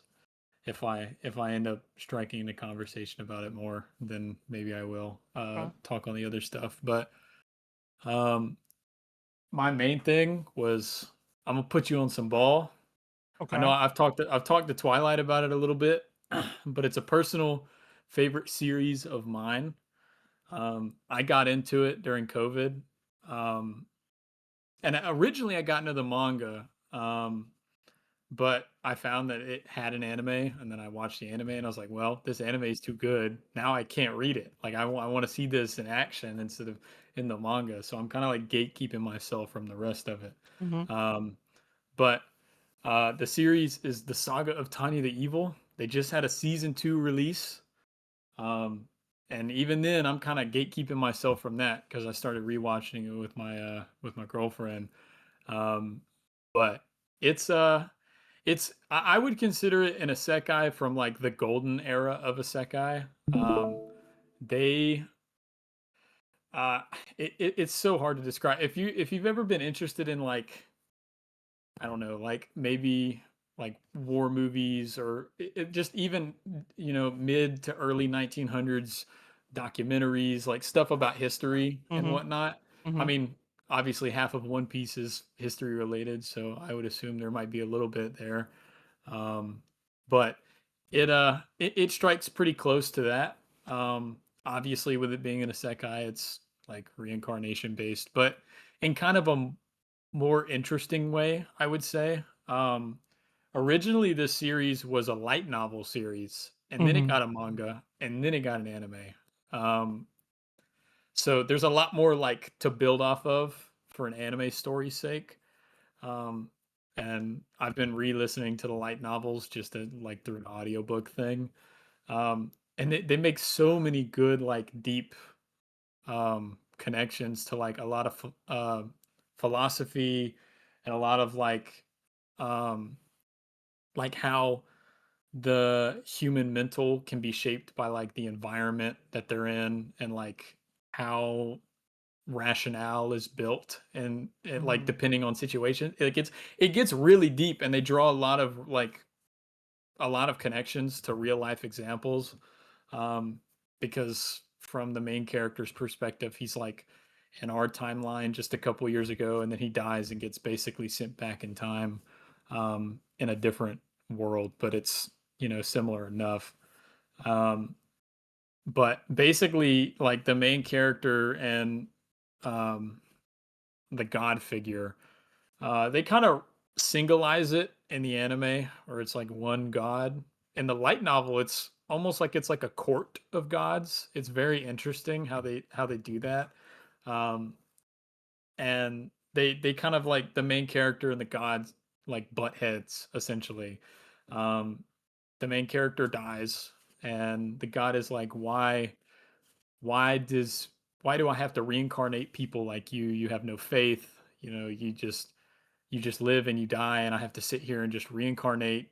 You know, merely talking to people would cause them to worship me, but now, you know, everyone just shrugs it off like it's nothing. The main character kind of goes into a really interesting perspective on it, at least in terms of like religion and how people would perceive that kind of stuff with, um, you know, like people don't really need to quote unquote, people don't feel they need to worship anymore because all of their like needs are met. They have food, you know, a majority or a lump sum of people have good social class. Um, you know, they're not uncomfortable in their living positions. Um, you know, and they have technology and advances that just make life in general easier than what it would have been before. And the gods kind of perspectives on it are like uh, saying that like reincarnating or managing 7 billion people is like a lot. And he's like, it's a lot of work, and I'm overworked as it is. Like dealing with these like lines I have to draw like that, just it doesn't fit for me. And the main character spits back at him because he was he's like a business analytics guy, and before obviously he died, but he worked in like an analytics side of a business. And he was like, well, I hate to tell you this, but being overworked is the sign of a flawed business model. You feeling like you're stressed out and you're working too much means that whatever you're doing isn't working. And he's like, you need to kind of restructure this. Like it doesn't make sense. They kind of go back and forth. Essentially, the god just kind of comes down to the line of, well, if I were to put you in a world where you didn't have ease of access of technology, life was harder, you were in dire straits, food wasn't easy to come by, all of the above, of basically the opposite of what he was arguing. He's like, if I put you in a world in those conditions, would your faith then awaken for me? And the main character obviously started stepping back. He's like, no, that's not what I meant. I think you took it the wrong way. He was like, nah, we doing it. Yeah. And the god was like, nope, I'm putting you there. And so it becomes like this kind of back and forth competition. And it's really interesting. So question, because this does sound really interesting.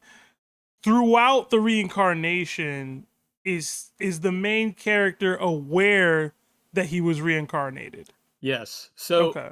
the way it, and I'll explain because it's not really even spoil. Like this is within first episode or two. Yeah. Literally, the second one is kind of this reincarnation process.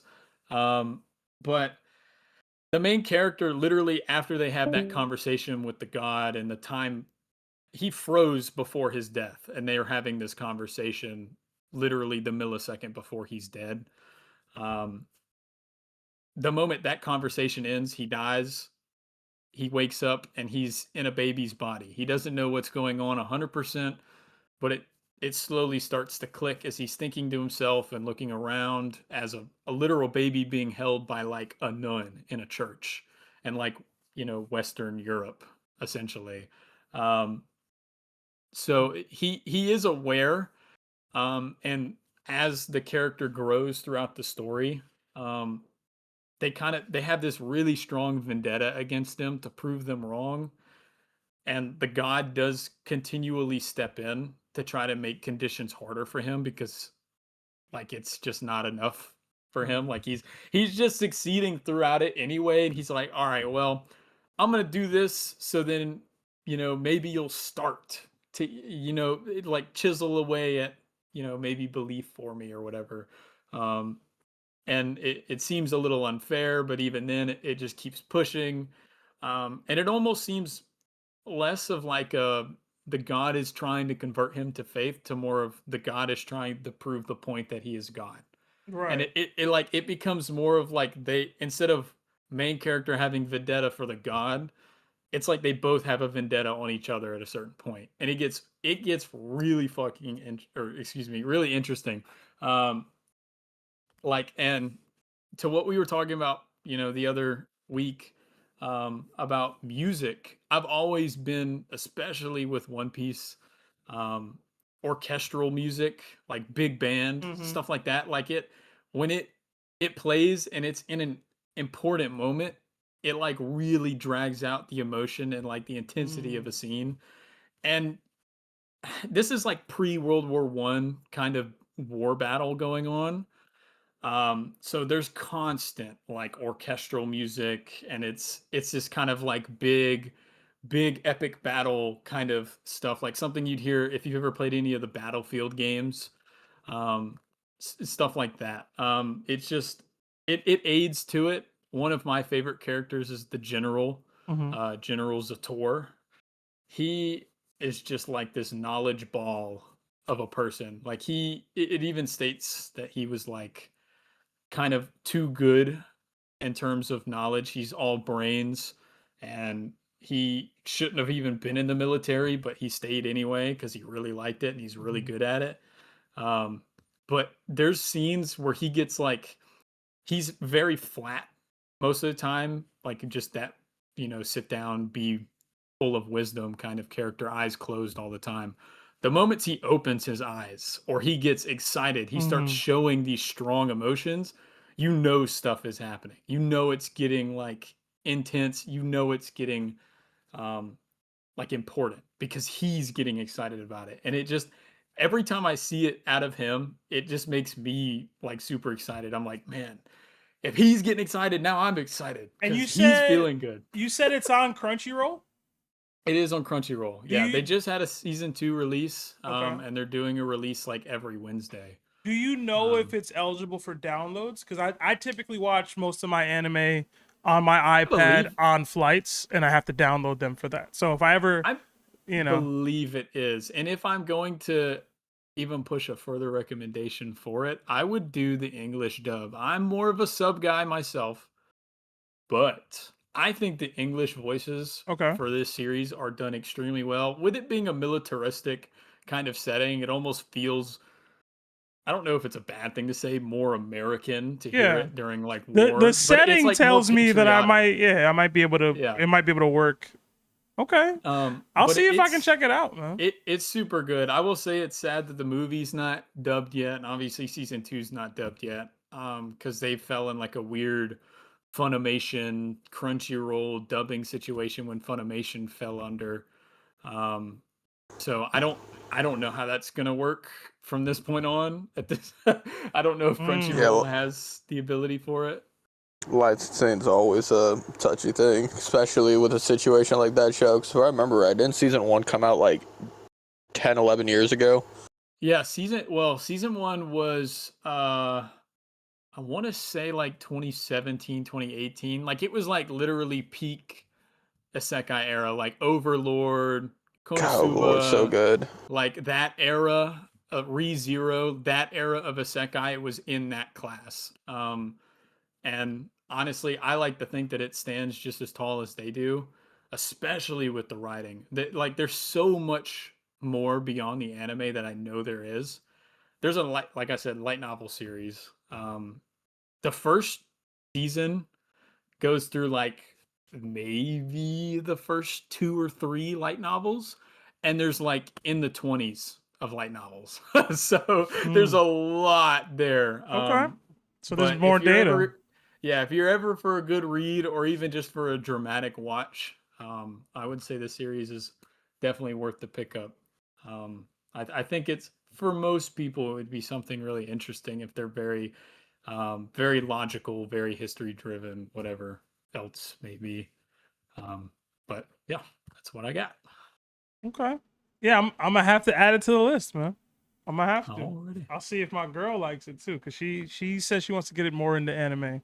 But I want Hey, to look. I want to give her more obscure stuff, more random Season stuff. Season Bro, you 1's want 12 obscure. episodes, bro. Hey, you want obscure? Yeah, But I it's got good you on for- obscure. You want obscure, but it's good for like a girl. This anime is like very girl driven, I guess. Like all the main characters are girls. Okay. It's also very emotionally driven. It's Okay. very well written. I love this series so Okay. much. I've also talked to Twilight about it.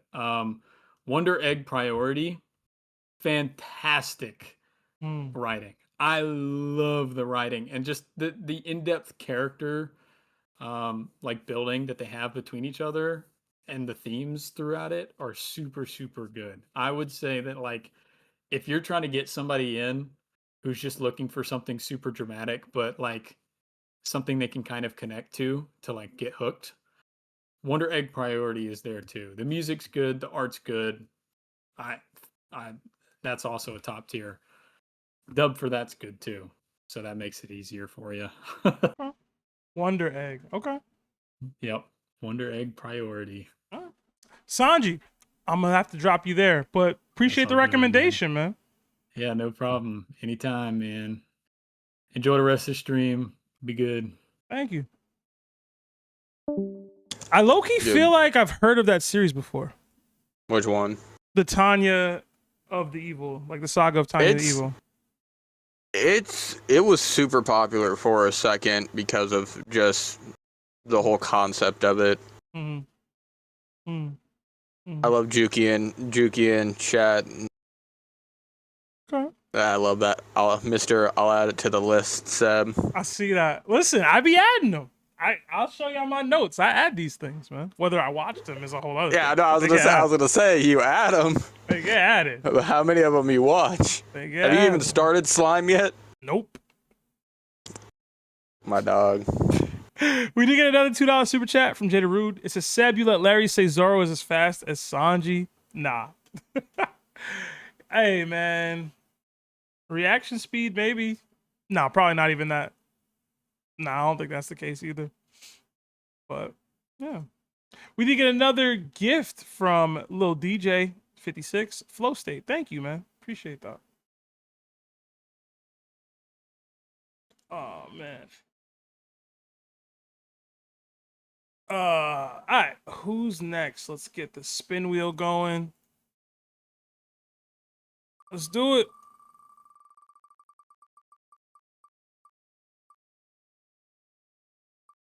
It's looking like Polarize. All right, let's get it. Let's get it. Let's get it. Polarize, you there? I am here. Hello, hello. How's it going, man? How's it going? It's going good today, man. It's a good day. And Polarize, I gotta say something to you, man. I know, man. You be defending me in chat. You be defending me on the YouTube comments. My girl went and looked at one of our most recent videos and was like, this guy's defending you. That was so funny to Bro. me. Bro, it's on. I can't, Seb. I How do you do it, man? grew up How are with these. you, I grew up with these people, man. That's bro? how I do it. I grew up with I'm them. sure you know why I called today, bro. Just off bro. What are we watching? What are we reading? What are we doing right now? What's with what? You heard me last time with Blackbeard. I Yeah. feel like if he wants to address that, whatever. I heard him say, Larry, at some point, like if he wants to smoke, he can catch it. He can catch the smoke any day. I'll wipe him. I promise. Put me in there, coach. That's A. B. What am I hearing about Kid now, man? Bro, Kobe, bro. I Kobe. Seb, come on, like, all right, yeah, I'll take it slow. I'll take it slow for the people who might need it, who don't know Kid like that, who ain't hear about his feats. We're take it. Come with me. We're on a journey together. Mhm. All right. Just narratively, like I just want to start there, and you can disregard this section if you want, if you're not a big narrative person. When I see him leave Wano, and he's got an equal bounty, and I know people don't like bounty scaling, but to me, in the moment when they gave Kid, Law, Luffy the same bounty, that doesn't mean they're the same strength as Luffy. It's just meaning that narratively, these people are being portrayed as rivals to Luffy, and Luffy ain't entertaining a weak rival. That's all I'm gonna say on that. Luffy's not gonna sit there and accept no flack from someone he don't get. Like at least that's not one of his Nakama that he's got an active rivalry with. That I'm gonna just leave it at that. If you want to go by feats, man, what were they doing? What were they like? Yeah, like I don't know. Like Larry had to basically admit that actually she was using Hagi, but I don't even understand how the argument got past that point. Because at that point, you did like every conversation I've heard about them, they're saying he never got hit once by any hockey attack that we can see. Just that one punch Big Mom hit on him where he had to hit a sign. Like if you in your heart of hearts believe truly that Big Mom was using zero hockey in that attack, or that attack wasn't like at least somewhere near or above a Katakuri level attack. I don't know. I don't know what to tell you. You just don't respect Big Mom at that point, my man. And the Big Mom disrespect is real too, but we'll save her for another time because I ain't even got time for that.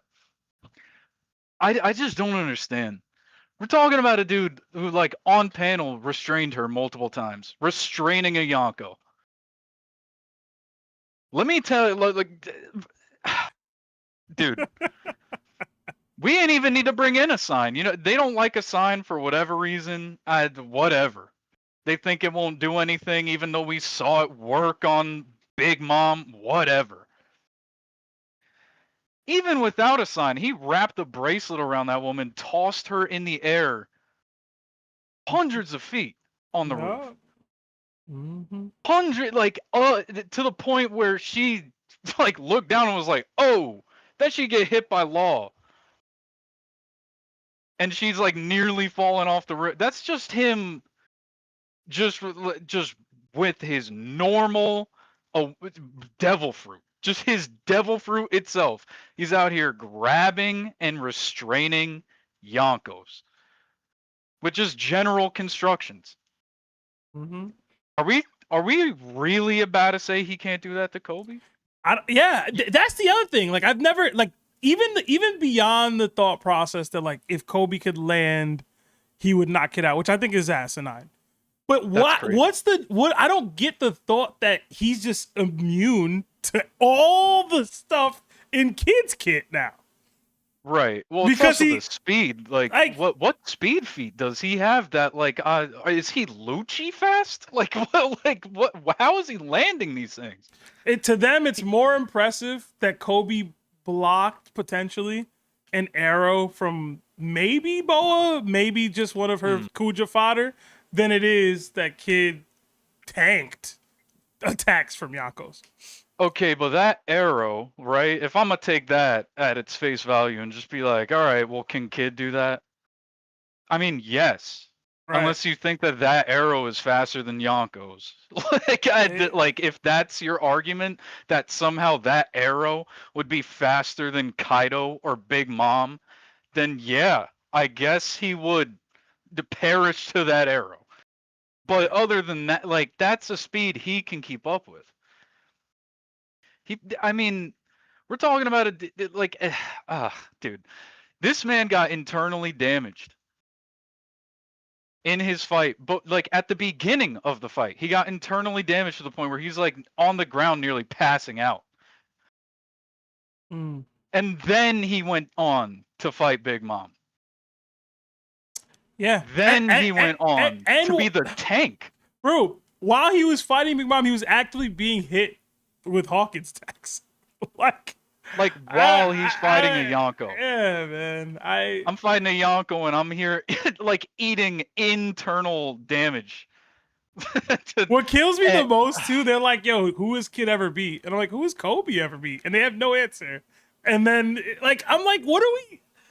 I don't know, man. I don't get it. I don't get it.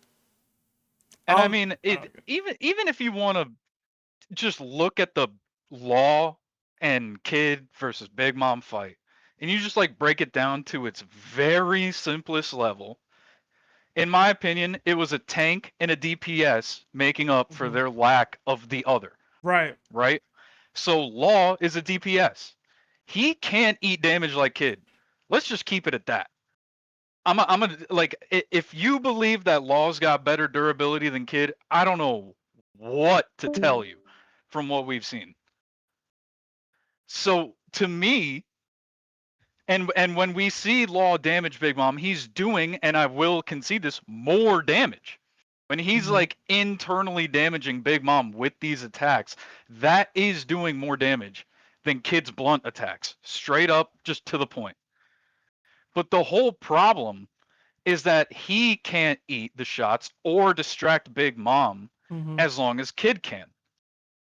And this is a kid who has to be that role as a tank after already being damaged, after already eating internal damage. So now we're talking about this is the part that bothers me the most, I think, is it's just I feel like they just read the Big Mom fight, and whenever anything happens to Kid, he gets like an upscale, he gets attacked, he gets an attack off, he's blocking, overpowering, whatever it is.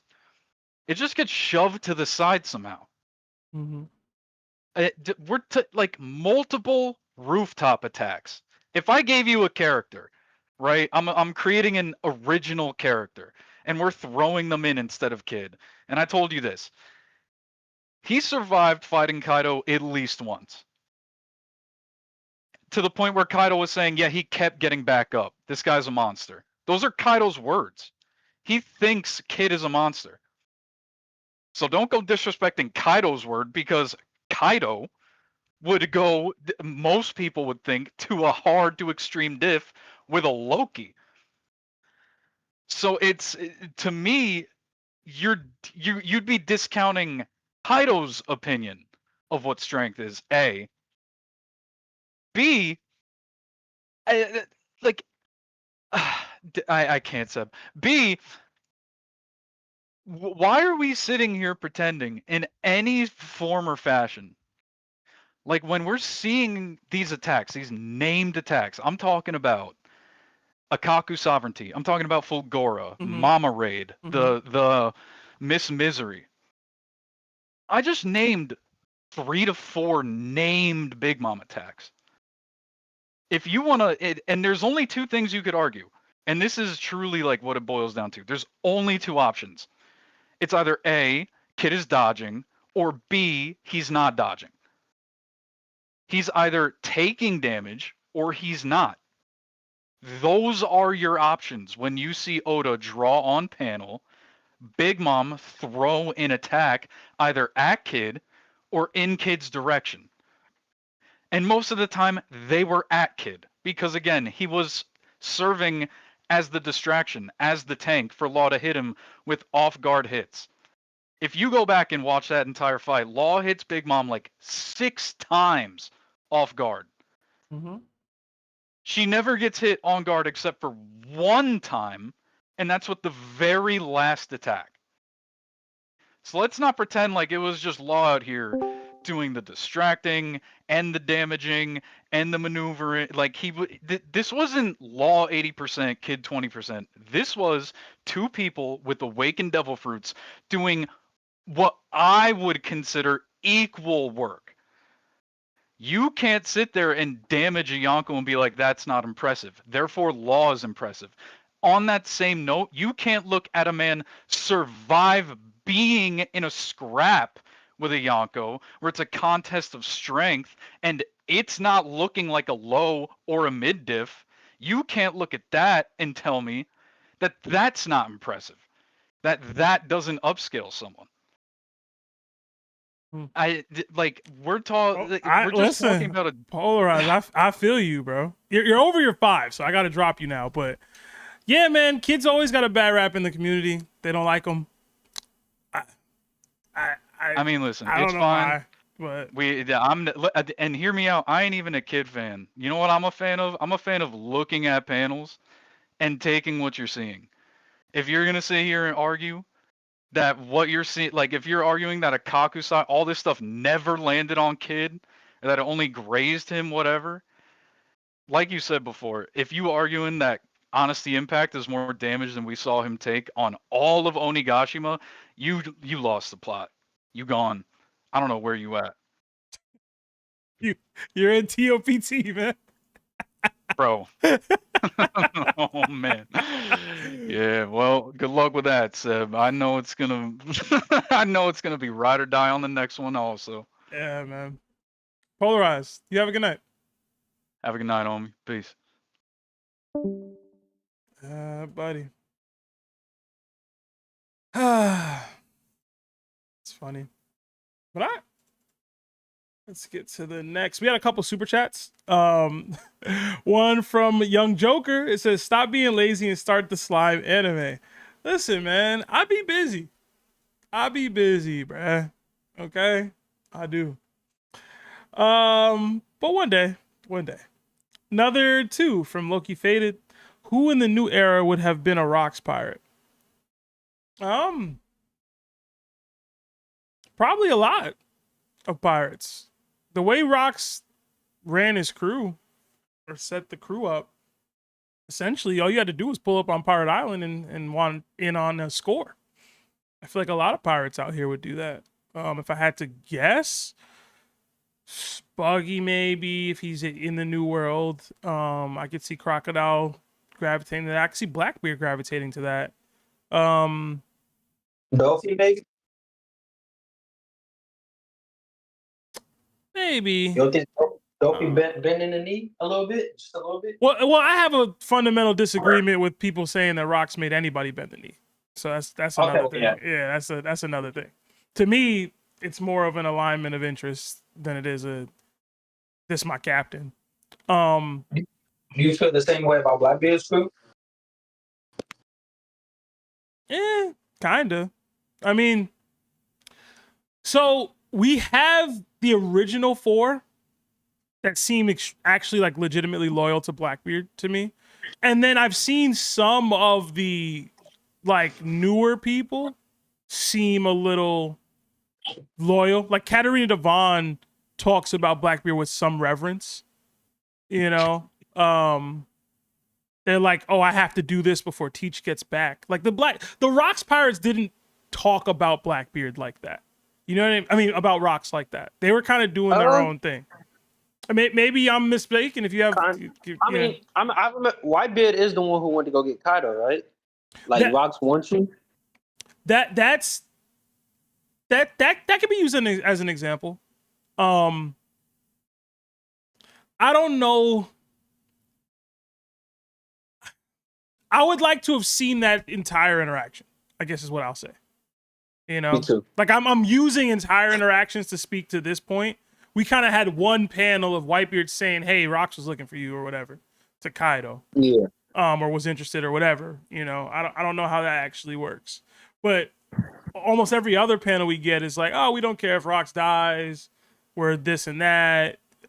We're they here all for have their own selfish reasons to go to God Valley. And again, I think I even when I highlighted my threat level analysis, it was like, yo, like they weren't a unit that Rox even trusted himself. When it came down to it, it was a yo, I can ask Harold to help me go save my wife and child and my family. But he didn't trust anybody else on the crew with that information. Not even Whitebeard. So I feel like if Blackbeard was in the same predicament, maybe I'm overestimating Blackbeard's bonds with some of his crewmates, but the way that they talk about him sometimes, I feel like he could rely on Van Augur in that situation. But I don't know, maybe I'm overestimating the bond there. Another 20 from Shadow. It says, Law is overrated. His strongest attacks when he put room on a sword, he needs to sacrifice his teleportation speed for his basic movement speed. That's why Law needs someone to distract the opponent or off guard hit them with it. It's tough for me. While I do agree with your analysis of the abilities that he's using, I'd say it's tough for me to straight up say that he's overrated because I see people say that Law isn't a 1v1 fighter at all. That's just not true, in my opinion. You know what I mean? I hate that. Yeah, like I don't. If I'm fighting, like he was getting jumped by Doflamingo and Fujitora. You know what I'm saying? And then like the residual damage from that made him not as capable a fighter. And then he got jumped again by Doflamingo and Trable. So like, where are these one-on-one fights that he had that he should have won and didn't? You know what I mean? Like then I'm fighting the Yonko on the roof and Big Mom. Then I'm fighting Blackbeard, and I don't agree with the notion that Law got jumped by Blackbeard. I've never subscribed to that. It was a crew v crew fight, and Blackbeard actually had less crewmates with him. But like Blackbeard is just stronger than people think he is. Like he's not winning that fight. So yeah, it's like the idea that he's not a 1v1 fighter that's not real to me.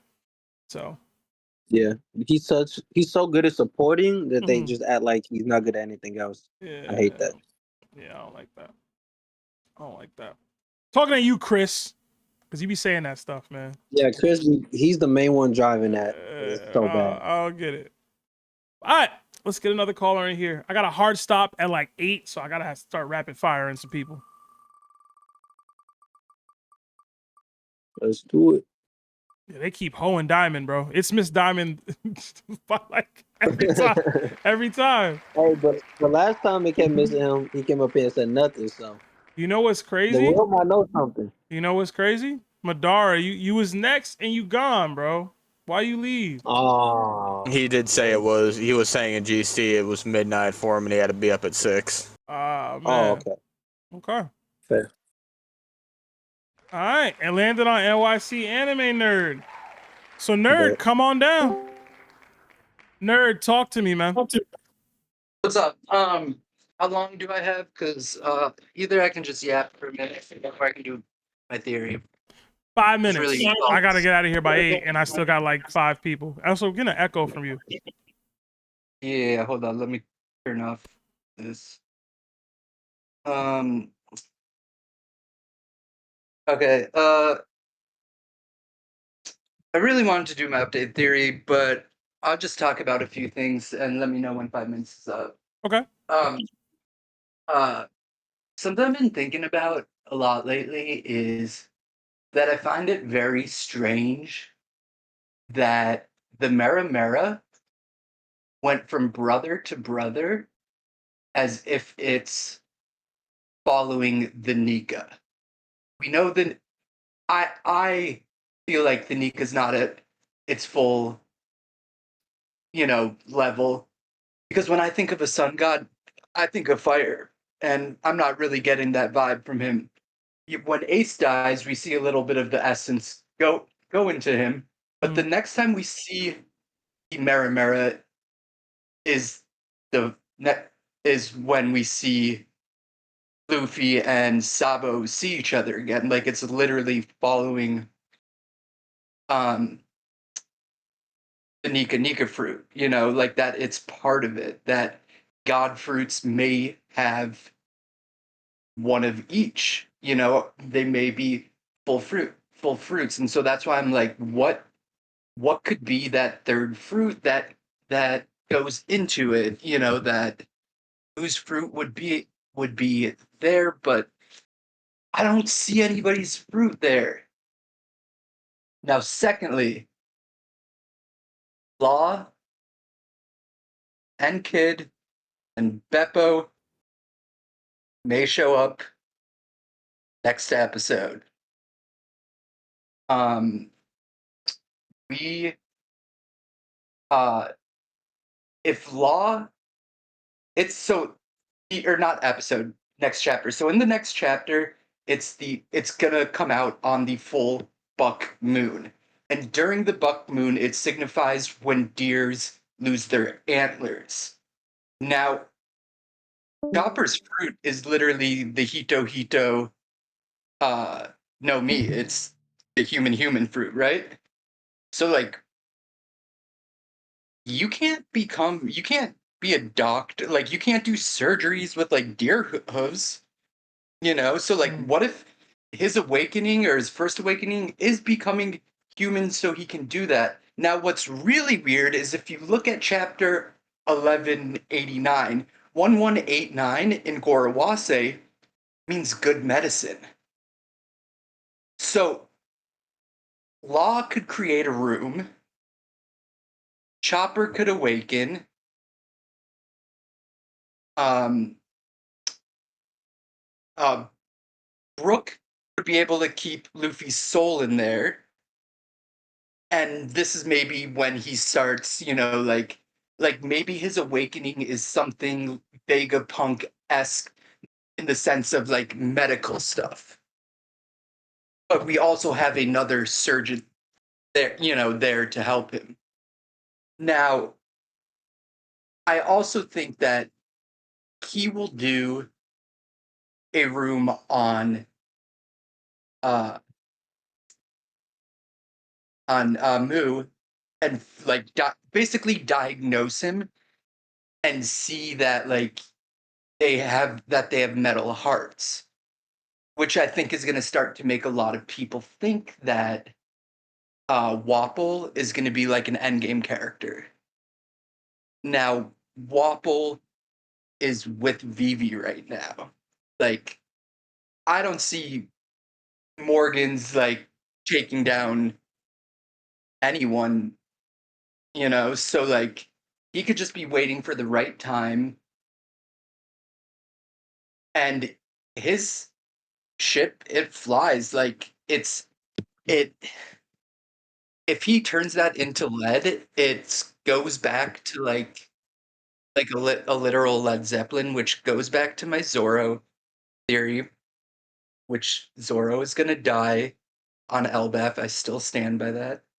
I know I'm all over the place, don't worry, but this is what you get when you don't want a theory and you want me just to yap. So, so that's on you, man. That's on you. Let me just say that. Like, this is not me. This is not what I wanted to do. That is time, Jared. But no, I thought two very interesting thoughts you brought up with the Mera flying Nika and potentially getting Law and Kid on Elbaf. I think those are interesting. Oh, it's when they Winter Island, the closest island to it is Elbaf. Like, and he gave him medicine. It was the only way, you know. Yeah. But also on that day that the chapter comes out, Saturn,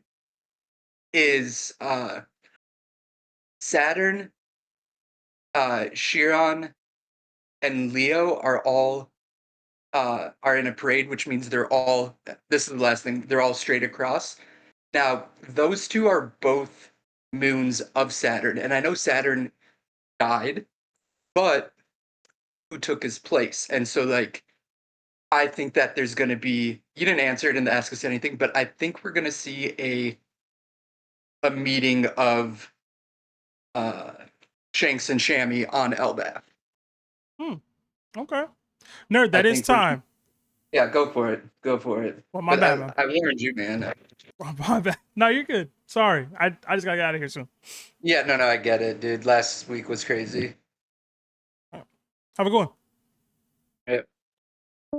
Shanks and Shamrock on Elbaf. It's very possible. Very possible. All right. We spinning again. Let's get it. Look, we lost Lex. All right. Speedy 3 times. Speedy, you there?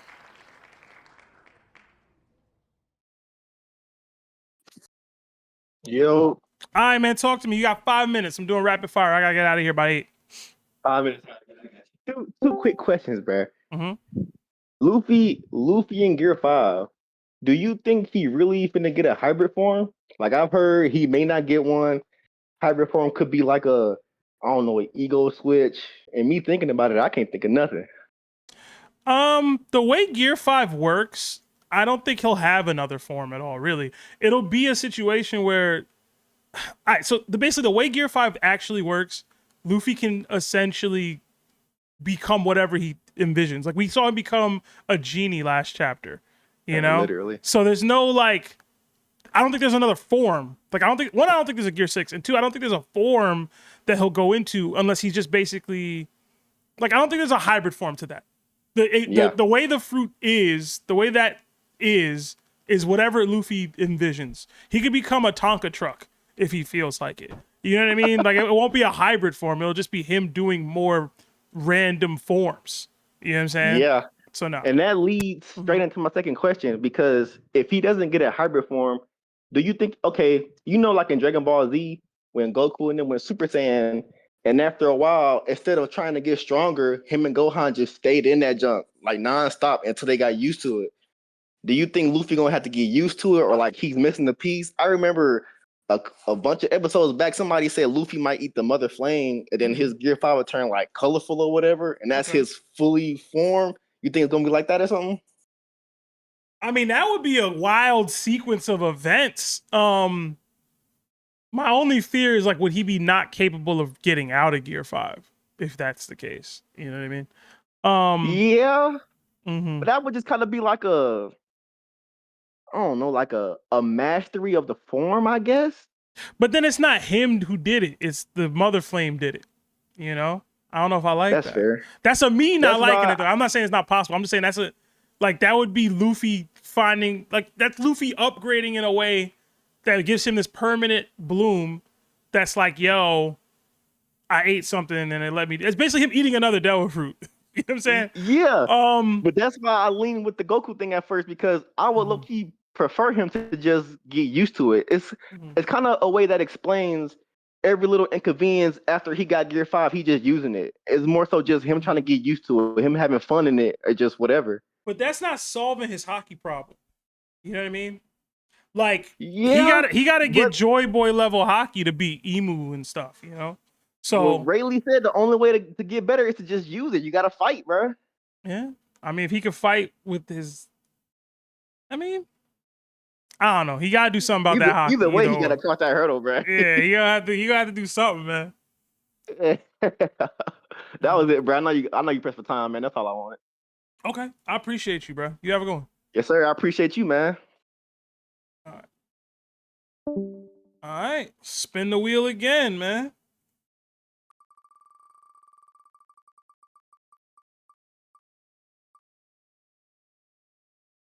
Navv.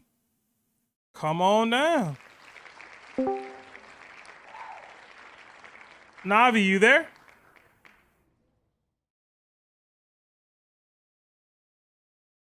Navv. Talk to me, dog. Navv, you been here a minute, bro. Don't do this, man. There we go. Talk to me, man. Rapid fire. You got 5 minutes. You got 5 minutes. Hit me. Bet. Yo, I'm mad nervous. That's my first time here. You Okay, so let's see. I feel like I'm just gonna give you some extra information on like how I think Sanji would do in like these matchups and Blackbeard, because like you're like a Blackbeard stan, I think, and Sanji's like I think underlooked. So I'm gonna say that one, Sanji's Ifrit frames are like, at least if you Google it, they're hotter than magma, right? So I'm not saying that he's gonna beat Akainu. I'm not leading there. But what I'm saying is that Marco couldn't beat Akainu in like that clash. So the reference on Marco nullifying Sanji's kit, I feel like at least on fire versus fire basis, is that kind of defeats that point. Now, when it comes to the hockey edition, like when it comes to adding hockey on it, you could say that that's the reason why Marco lost. Like Akainu probably has stronger hockey, but I think Ifrit Jambi is stronger than what Marco can produce. Now, if he wins, if we're going off this theory that he wins with the fire, with the hotter fire, his hockey makes him applying his hockey to Ifrit Jambi makes it his hits heavier and him faster. We already, I think, can deduce because Queen could see Marco move, just couldn't react fast enough. But that's you not having the speed stat, not the accuracy stat, right? So you can still see something coming, you just can't move out the way. Queen couldn't even see Sanji move. So now Sanji has it in the speed stat, at least in that regard. When it came to Marco versus King and Queen, Sanji did the same thing, arguably for longer. So I feel like when it came through to the debate of like where he goes throughout the gauntlet, I feel like he's probably underlooked. Now, again, I only have 5 minutes, so I'm not gonna go too long, but I feel like these points kind of you can scale them up in like in if you're defending the Sanji point. Now, when it comes to Blackbeard, you're getting a lot of smack. But I just want to say one thing: the Goro is a lot stronger than a lot of people want to admit, because Blackbeard doesn't use it offensively like Whitebeard did. He uses it versatile. The word's escaping me because of a short period of time. But for instance, Law's K Room, he says it when he applies it the first time. He applies like an anesthetic around it, right? Using his room. So it in turn, if you look it up, bypasses defenses naturally. He uses it for stabbing, but in theory, he could use it for slicing as well. But he uses it because it's going to bypass, you could say, practically all defenses. Maybe like a level 2 armorant hockey might be able to stop it, right? And we could say that maybe Blackbeard doesn't have that, which is I think would be fair. But the Gura is compressed air. It like from what we see for Whitebeard do, and from what we see Blackbeard do, it creates a pocket around his. It's a cheat code or like a way to do level 2 armament hockey without having it, and that's how he stopped. And that's how he stopped K-Room, like when Law did that move and they clashed. Because any other effect that Blackbeard does with that move has the visceral effect of what a Gura attack would be. That didn't happen in that clash because he didn't use it offensively. He used it defensively after he got hit the first time. Then he resorted to Yami, which in turn, everybody's always saying that Yami, or not everybody, but I would say there was an old point that was made in y'all arguments where like the person that the Yami has to grab is always face forward. I mean, the simplest version would be that you kind of always have to, you want to face your opponent most of the time. So anytime this Yami is going to grab you, you're probably going to be facing it. But the deeper underlining thing is that if you're a devil fruit user, it pulls your devil fruit. It doesn't pull, like, it pulls the essence of what a devil fruit is. Yeah. It doesn't pull the individual. Navv. So or Navv. that's My fine, bad. right? But that's time. My bad. But I All right. appreciate you helping then- me out with the debates, man. I do. I'll have to use some of no these. problem.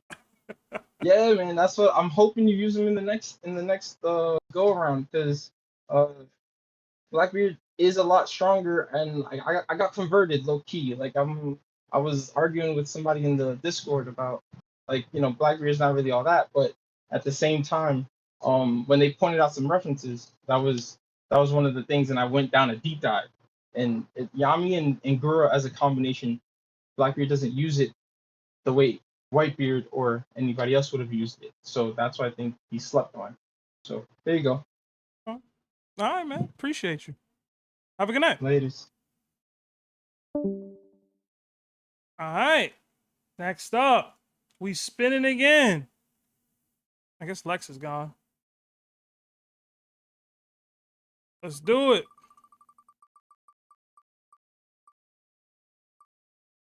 Buzz. I feel like Buzz was here early, man. My bad. BuzzGroove, you there? What's going on, brother? My bad. Rapid fire. Rapid fire. I know you've been there a minute. Man. My fault. Oh, it's cool. It's cool. I'm just here. So, I wanted to throw my hat in the ring for Cat versus Kid. Because there's a point that's been in my mind that I don't think I've heard anyone on the pod bring up. So I wanted to bring it up to you. Because I do think, like, narratively, Kid should beat Cat. However, can Kid touch Katakuri? How do you mean? Like, can he hit him? He should be 'Cause able I to don't think he physically. can. He should.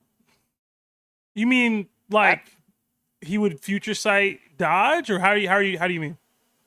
So, like, yeah, basically, yeah, because Katakuri can just Mochi move his body around and just avoid it. Like, Luffy was in Hydra, or he was in Snake Man using Hydra, and Katakuri was still able to maneuver his Mochi body around the hundreds of hits coming from every single direction. Like, I don't think that Kid can do anything that's, like, on that level of an oppressive attack to even touch Katakuri. Because to me, like, the wind condition would be, like, a sign. But I don't think he can put a sign on Cat in order to do that. So, like, on paper it should be Kid, but I just don't see how it could be Kid based on how Katakuri fights. Okay, so if the debate is whether or not he can use a sign effectively, I don't know that he physically needs to make, like, he doesn't need to make physical contact with you for a sign to land. Because he didn't make physical contact with Big Mom when he landed it on her. The S. I thought he, like, yeah, smacked on the head with it. Yeah, but did it physically, like, did an S suddenly appear and, like, hit her? You know what I'm saying? Like, I thought the magnetic forces were being, like, he used a magnetic force to attach and then used another magnetic force to attach another piece. And then those two things, like, you know what I'm saying? Like, that's how I viewed it. I never views it as a physical object touched Big Mom, and then another physical object had to touch the other thing for him to use a sign. Maybe I'm wrong in that, but to me it was like a metaphysical magnetic field or pull that hit her. Now, whether or not you're saying that metaphysical magnetic pull can hit, or magnet itself can hit Cat, that's another conversation, right? If Big Mom split her head in half in the middle of that attack, would it still have assigned her? You get what I'm saying? The way that Cat can? Yeah. I would argue that it would. But I don't have like I'm not a scientist. You know what I'm saying? Like I don't like there's a lot it's all that goes into fake that. science and made up powers. Yeah. So it's hard to hard to gauge, but yeah, I don't know. Even if like I think he does it would personally assign him and has just a bunch of scrap come out of the woodworks to attack Cat, I still feel like he could kind of mochi. I don't know, because his body's just so like it's not like physical like a person. Things can go through him. My other question becomes, if he say Katakuri does use the awakened mochi and Kid decides to use his awakening in turn to change the magnetic or pull or property of the mochi itself, who then has control?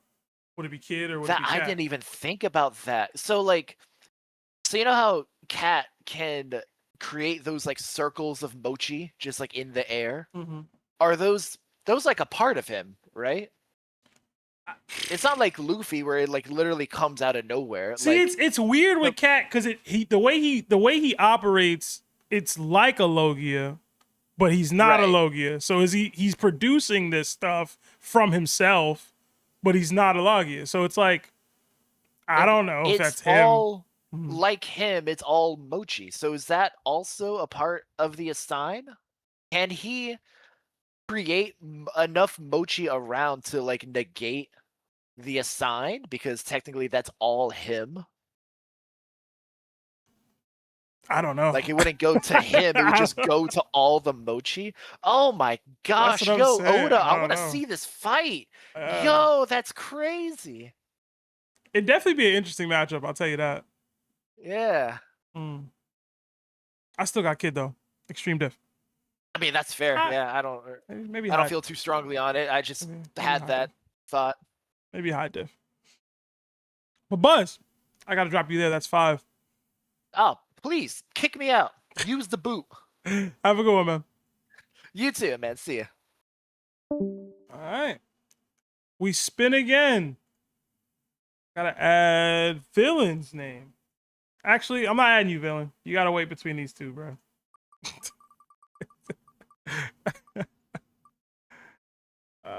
Damn, they keep hoeing Diamond, man. Diamond, you be alright, bruh. Fuego! Fuego, you there?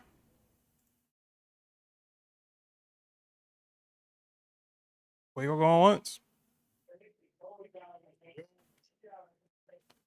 Fuego, can you hear me? Yeah, what's up, brother? Talk to me, man. Rapid fire. I gotta get out of here. All right, so mine quick, bro. I ain't gonna. So mine quick. I just want to talk about a little Kingdom, bro. Hey, hit me. You talk about it, hit me, bro. So I'm up to the part. Well, Shin just got like promoted to 1,000 man command. Like that's where I'm at right now. Like he officially got it. Like he just did his thing at the war, and he officially got it. Quay Lee left, so that's where I'm at right now, bro. But where I'm at, bro, it is fire, bro. That was a good recommend. It don't stop, man. Kingdom. Listen, where we at right now? Where we at right now, bro? Listen. One Piece been on a crazy run over the past like 100 chapters or whatever, 50 chapters. Kingdom over it right now. I'm not even playing. Imu popped out and Kingdom over that right now. Based on what I'm reading. Bro. So I ain't even getting to nothing yet, huh? I ain't even gonna spoil. You know what? I can't. Yeah, bro. I'm talking you know about, what? You know what? I might be gassing a little. I'll be mad at. But yo, I'll be mad at Shin, bro. Shin be acting real immature. I'll be like, bro, you got to grow up, my boy. Listen, he grow, man. He grow. Listen. Okay. You at the 1,000 man. I wonder who he fought. What general he fought? He just got done. What the name? Lu Hun. The names be. Are you watching the reading? She under Leanne Powell. Oh yeah. That war when he knocked on Lu Hun. Yeah. Listen. And he just now they doing a little ceremony where he just got his little, gifts and stuff. I don't want to spoil, man. Brother, Coalition. I remember you said something about the Coalition. I ain't even get there yet, huh? Listen. I just know. Coalition's still a little bit away yet. Just know. Yeah, okay. Yo, so Fuego, Twilight. Yo. He read all of Kingdom in like what was it? A couple months. Oh, Not if you even- put it, well, no, I was gonna say if you put it together in the time, if you take out the break I took to let Nooksy catch up, I read it in basically the equivalent of like 2 weeks. Insane, bro. Insane. I don't know how you did it. Damn, Yo, bro. listen, it's so good. It's so gas. I let him build, and then my brother who put me on Kingdom, my brother Merlin, he be like, yo, it's time to read. And then I'd be like, all right, let me read in a binge. I was on a flight to Atlanta like 2 weeks ago. I binged that, bro. I was on a plane I work a lot, bro. I work a lot. Like I don't really get it. And then I got 2 kids. All right, so I remember a while ago I did a super chat, and I was like, "Yo, I want you to give a shout out to Amanda, Serenity, and Lyric." You was like, "Bro, I hope it ain't like you ain't dating all 3 of them." Like, nah, I ain't have enough little characters, bro, for the super chat that I had did. But Amanda's my wife, and then my daughter's a Serenity. And you seen Serenity? That's the one that came on stream with me at one time. And then Lyric, the little one, she ain't ready for all that yet. I love that, man. I love to hear that, bro. Fuego. Yeah, man, but yo, that is. I appreciate that though, bro. That's good. I'm locked in on that. I'm gonna keep you updated where I'm at though. But before I let you go, because I gotta drop you, who's your favorite character so far? Is it Shin? So far. You just say you don't like how immature he be. So who's your favorite character? So right now, bro, I ain't gonna lie to you. Right now, it's a throw up between. I like Leanne Poe. I ain't gonna lie. Okay. I like Leanne Poe and your boy Wayne Lee's side man. The crazy. Oh, he's reading the Chinese. Yeah, but he's talking about Toe, right? Or am I tripping? Yeah, that's him. That's him. Yeah, I would say Toe. All right, respect. Bruh, that dude, that a beast, bro. It's either Toe or Yotanwa. Those are the only 2 for me. Who your favorite is? For you ain't met them yet, man. Oh damn. No. I love Shin. Like I love Shin. I love Toe. You ain't meet my favorites yet. Actually, but Shin remind me of Luffy a lot of times. Actually, he probably met he met Kyokai already, right? No. Yeah, no, he'd have definitely met Kyokai. He met at this Kyokai. point. Yeah, I love Kyokai, bro. That's my girl. Yeah. The girl that be with Shin, not the strategist one. Not 10. Not the strategist. The fighter. Oh, Kiali. Yeah. So you reading the Chinese translations. I don't know if you knowing the names that they got. But listen. Yeah, we all read the Japanese. Listen. Listen.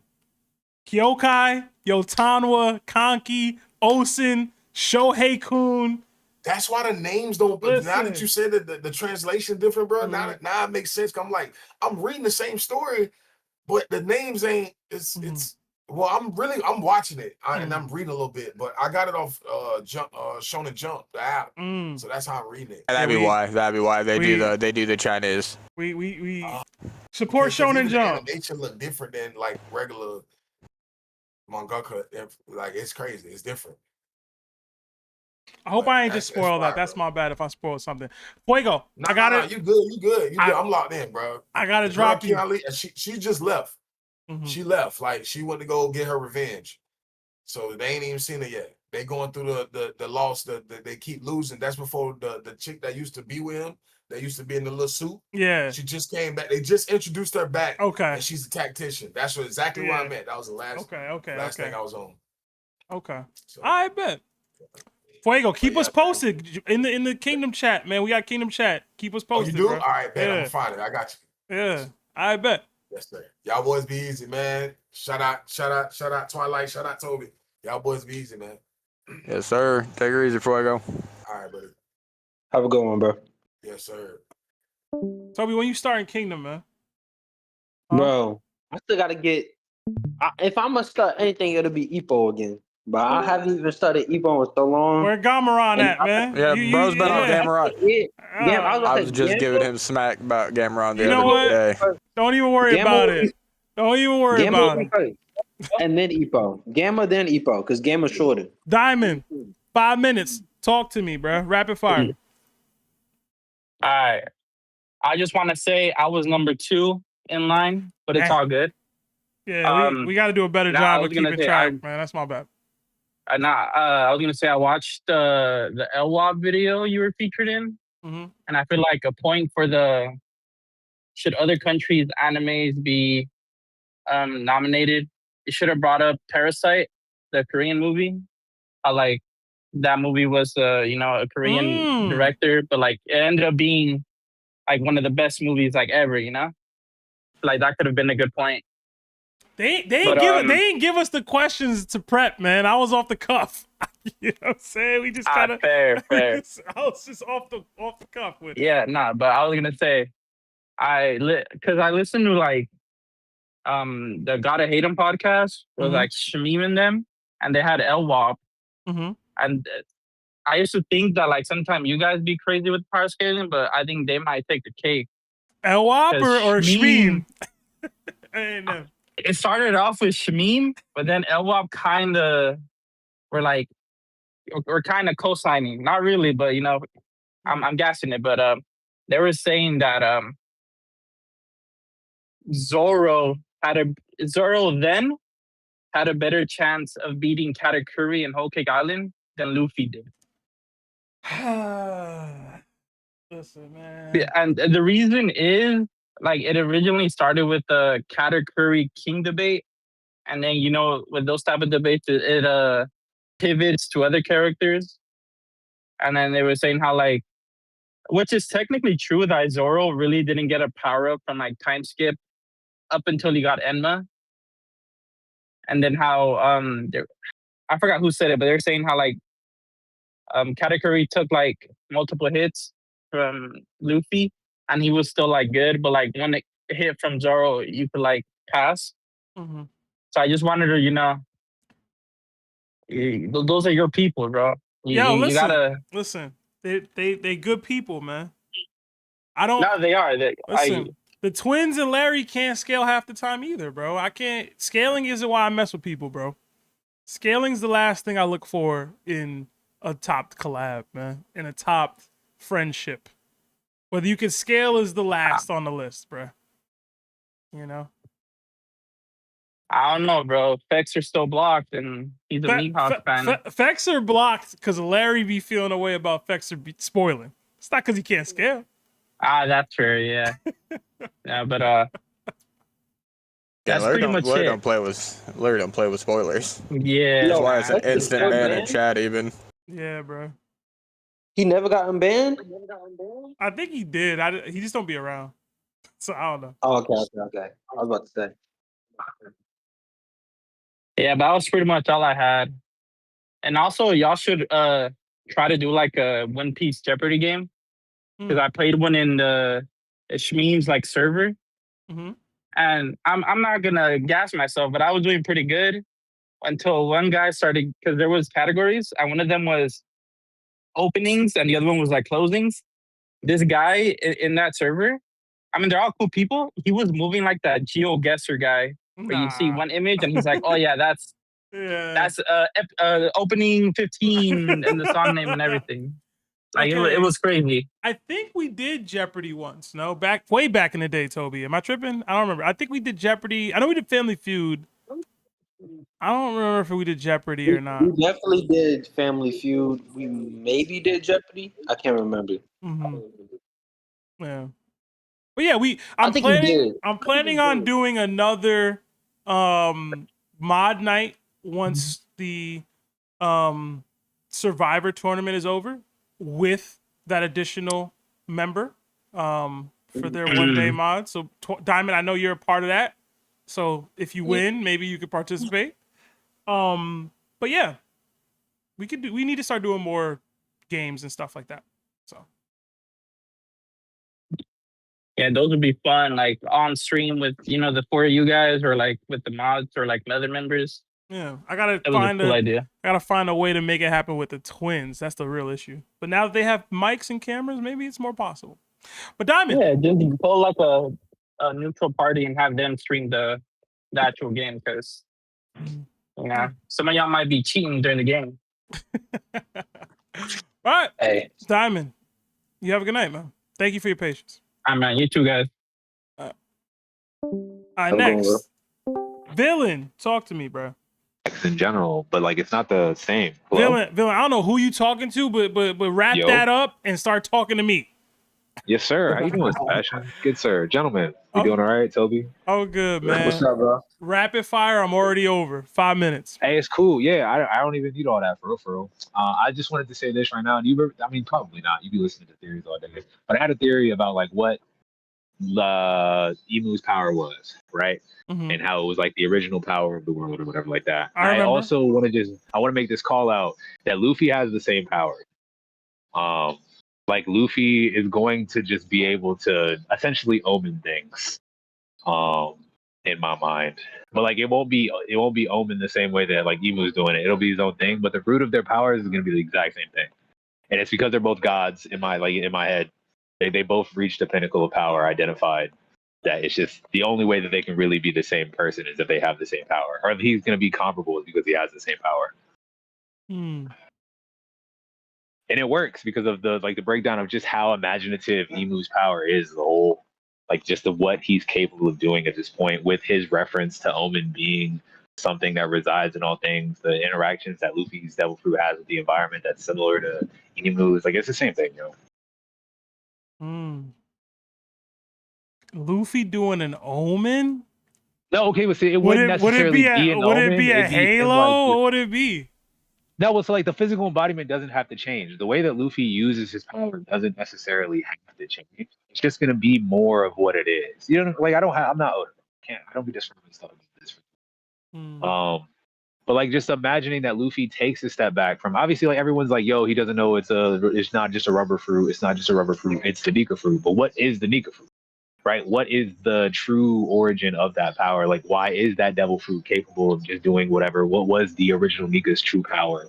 Right? And I think that what created the devil fruit to be a god that's power was only so imaginative, could only be like compared to what we're seeing Imu do right now, which is whatever he wants, for real. Right? Summoning things out of books, you know what I'm saying? Transitioning weapons, creating tiny accessible things like they utilize, bending his arm, and it's essentially creating a rubber-like effect, like almost immediately when he pulled up. Like it's the same thing, It's just Nika chose to. Oh, I had this little joke that I said when I was spitting this theory to my boys. It was that do you remember like how the Skypians got super excited about like the rubber that Usopp had? No, I don't. You don't remember the Skypians like being like, "Yo, we don't have this up here," and like him being like, "This is a rubber band." Yes. Yeah. So okay, the reason I say that I think that Nika was a Skypian, or like Nika was from the moon and came down, and that he just embodied rubber because he just had a fascination with what was going on, which is why it looked that way. That is like a joke, low key, but I'm saying it sounds like Oda. If he just showed up on Earth, having been from the moon where they didn't have rubber like the Skypians, and was like, "Yo, rubber is super dope," and just started doing things rubbery. You know what I'm saying? It's there. You know why I kind of like the thought process is because I have a little mini emus from space theory, and if they don't have rubber in space, it could be a whole nother thing as to why it was beef. You got emu from space? Yeah. Dang, when you spin that, because I got Nika from space, but I got emu from Earth. Because emu and Nika are emu and Joy Boy are like generations that grew up on the Earth. I guess. Well, I guess that's my headcanon, obviously. Let me cook, bro. I cook, please. I don't even know if I believe it, but I have a theory. Hey, I'm with it. Wow. Villain, I gotta drop you there, man. But you have a good night. night. Of course. Yo, for sure. Oh, it was my birthday yesterday, by the way. You yeah, happy birthday, I did. You read my super chat, I did say. I did. Hold on. Hold on. You there for real? I did say happy birthday, man. I did. Your brother did. Not Larry. The twins. Neither of the twins happy birthday, but only one of the twins was actually present. They witnesses, bro. They don't say happy birthday, man. All right. Are you gonna be there for the? I'm sorry. I know you just said you was kidding. Are you gonna be there tomorrow for the thing? You're the one streaming that. We streaming it, man. I gotta figure out. I've already got voted out, but I got nominated to play for one of the guys. So I'm back. Okay. Who you playing for? Miyagi. Is Miyagi gonna be able to participate going forward, or is he just missing this one? Yeah. No, it's just this one. I just gotta make sure he doesn't lose, obviously. But I'm not worried about that. Okay, bet. See you there, bro. You're Toby. All right, gentlemen. Happy late birthday too, bro. Thank you, Toby. Okay, happy belated, bro. Now get out of here. I love Billy, bro. All right, last caller. GrifGrif. What's going on, man? Rapid fire. I gotta get out of here. Nothing much. Nothing much. I wanted to mention something about Blackbeard. Okay. And the fact that he may not be as cowardly as we think he is. He may just be playing well, he may just have a certain person that he doesn't want to know his true power. Because the only times he's run away are when the world government or Marines were involved or present. Like he ran, like he retreated at Marineford. He retreated in front of Rayleigh, but that was because Kobe and a bunch of other Marines were there, and he retreated from a Kainu. And the rest of the times he hasn't really retreated. He's fought, and I think that's because he doesn't want it getting back to Imu that he's as powerful as what his father was. And that's because he saw what happened to Rox. Like Rox was demonstrating his power, like he wasn't afraid to show how powerful he was, but then he just got Dami reversing and wasn't able to do anything. So Blackbeard thinks that he shouldn't be showing his power, because if Blackbeard did show his power, like I have to assume Imu would know that he's related to Rox at least to some extent. So if Blackbeard showed his power and Imu saw that, he would be like, oh, I need to nip this in the bud before it gets anywhere, just like he did with Rox. So I think the reason Blackbeard hasn't shown anything is because that he is trying to prevent Imu from seeing him. And that's also why, like, the only fights we've really seen, other than really Law, but we didn't even see that full fight. The only fights we've seen of Blackbeard have been when Marines are around. And I think Oda's trying to save Blackbeard's strength for when, I guess, for the final war, because we still haven't seen it. But because I find it hard to believe that Blackbeard is going to get some miraculous power up at the end that's just going to propel him to the front. I think that would, like, people would be upset about that. It would feel like a Mickey, because like he's as powerful as he is right now, and then he just gets this random power up that pushes him to the top tiers of power. I don't see that happening. I feel like that'd be bad story writing. So I think Blackbeard is at least relative probably to the top tiers right now. However, like where you want to place him, I don't know. So the reason why I would push back as to it being bad story writing is because it's how he's gained power throughout the series. Backstabbing, cheating his way to the top.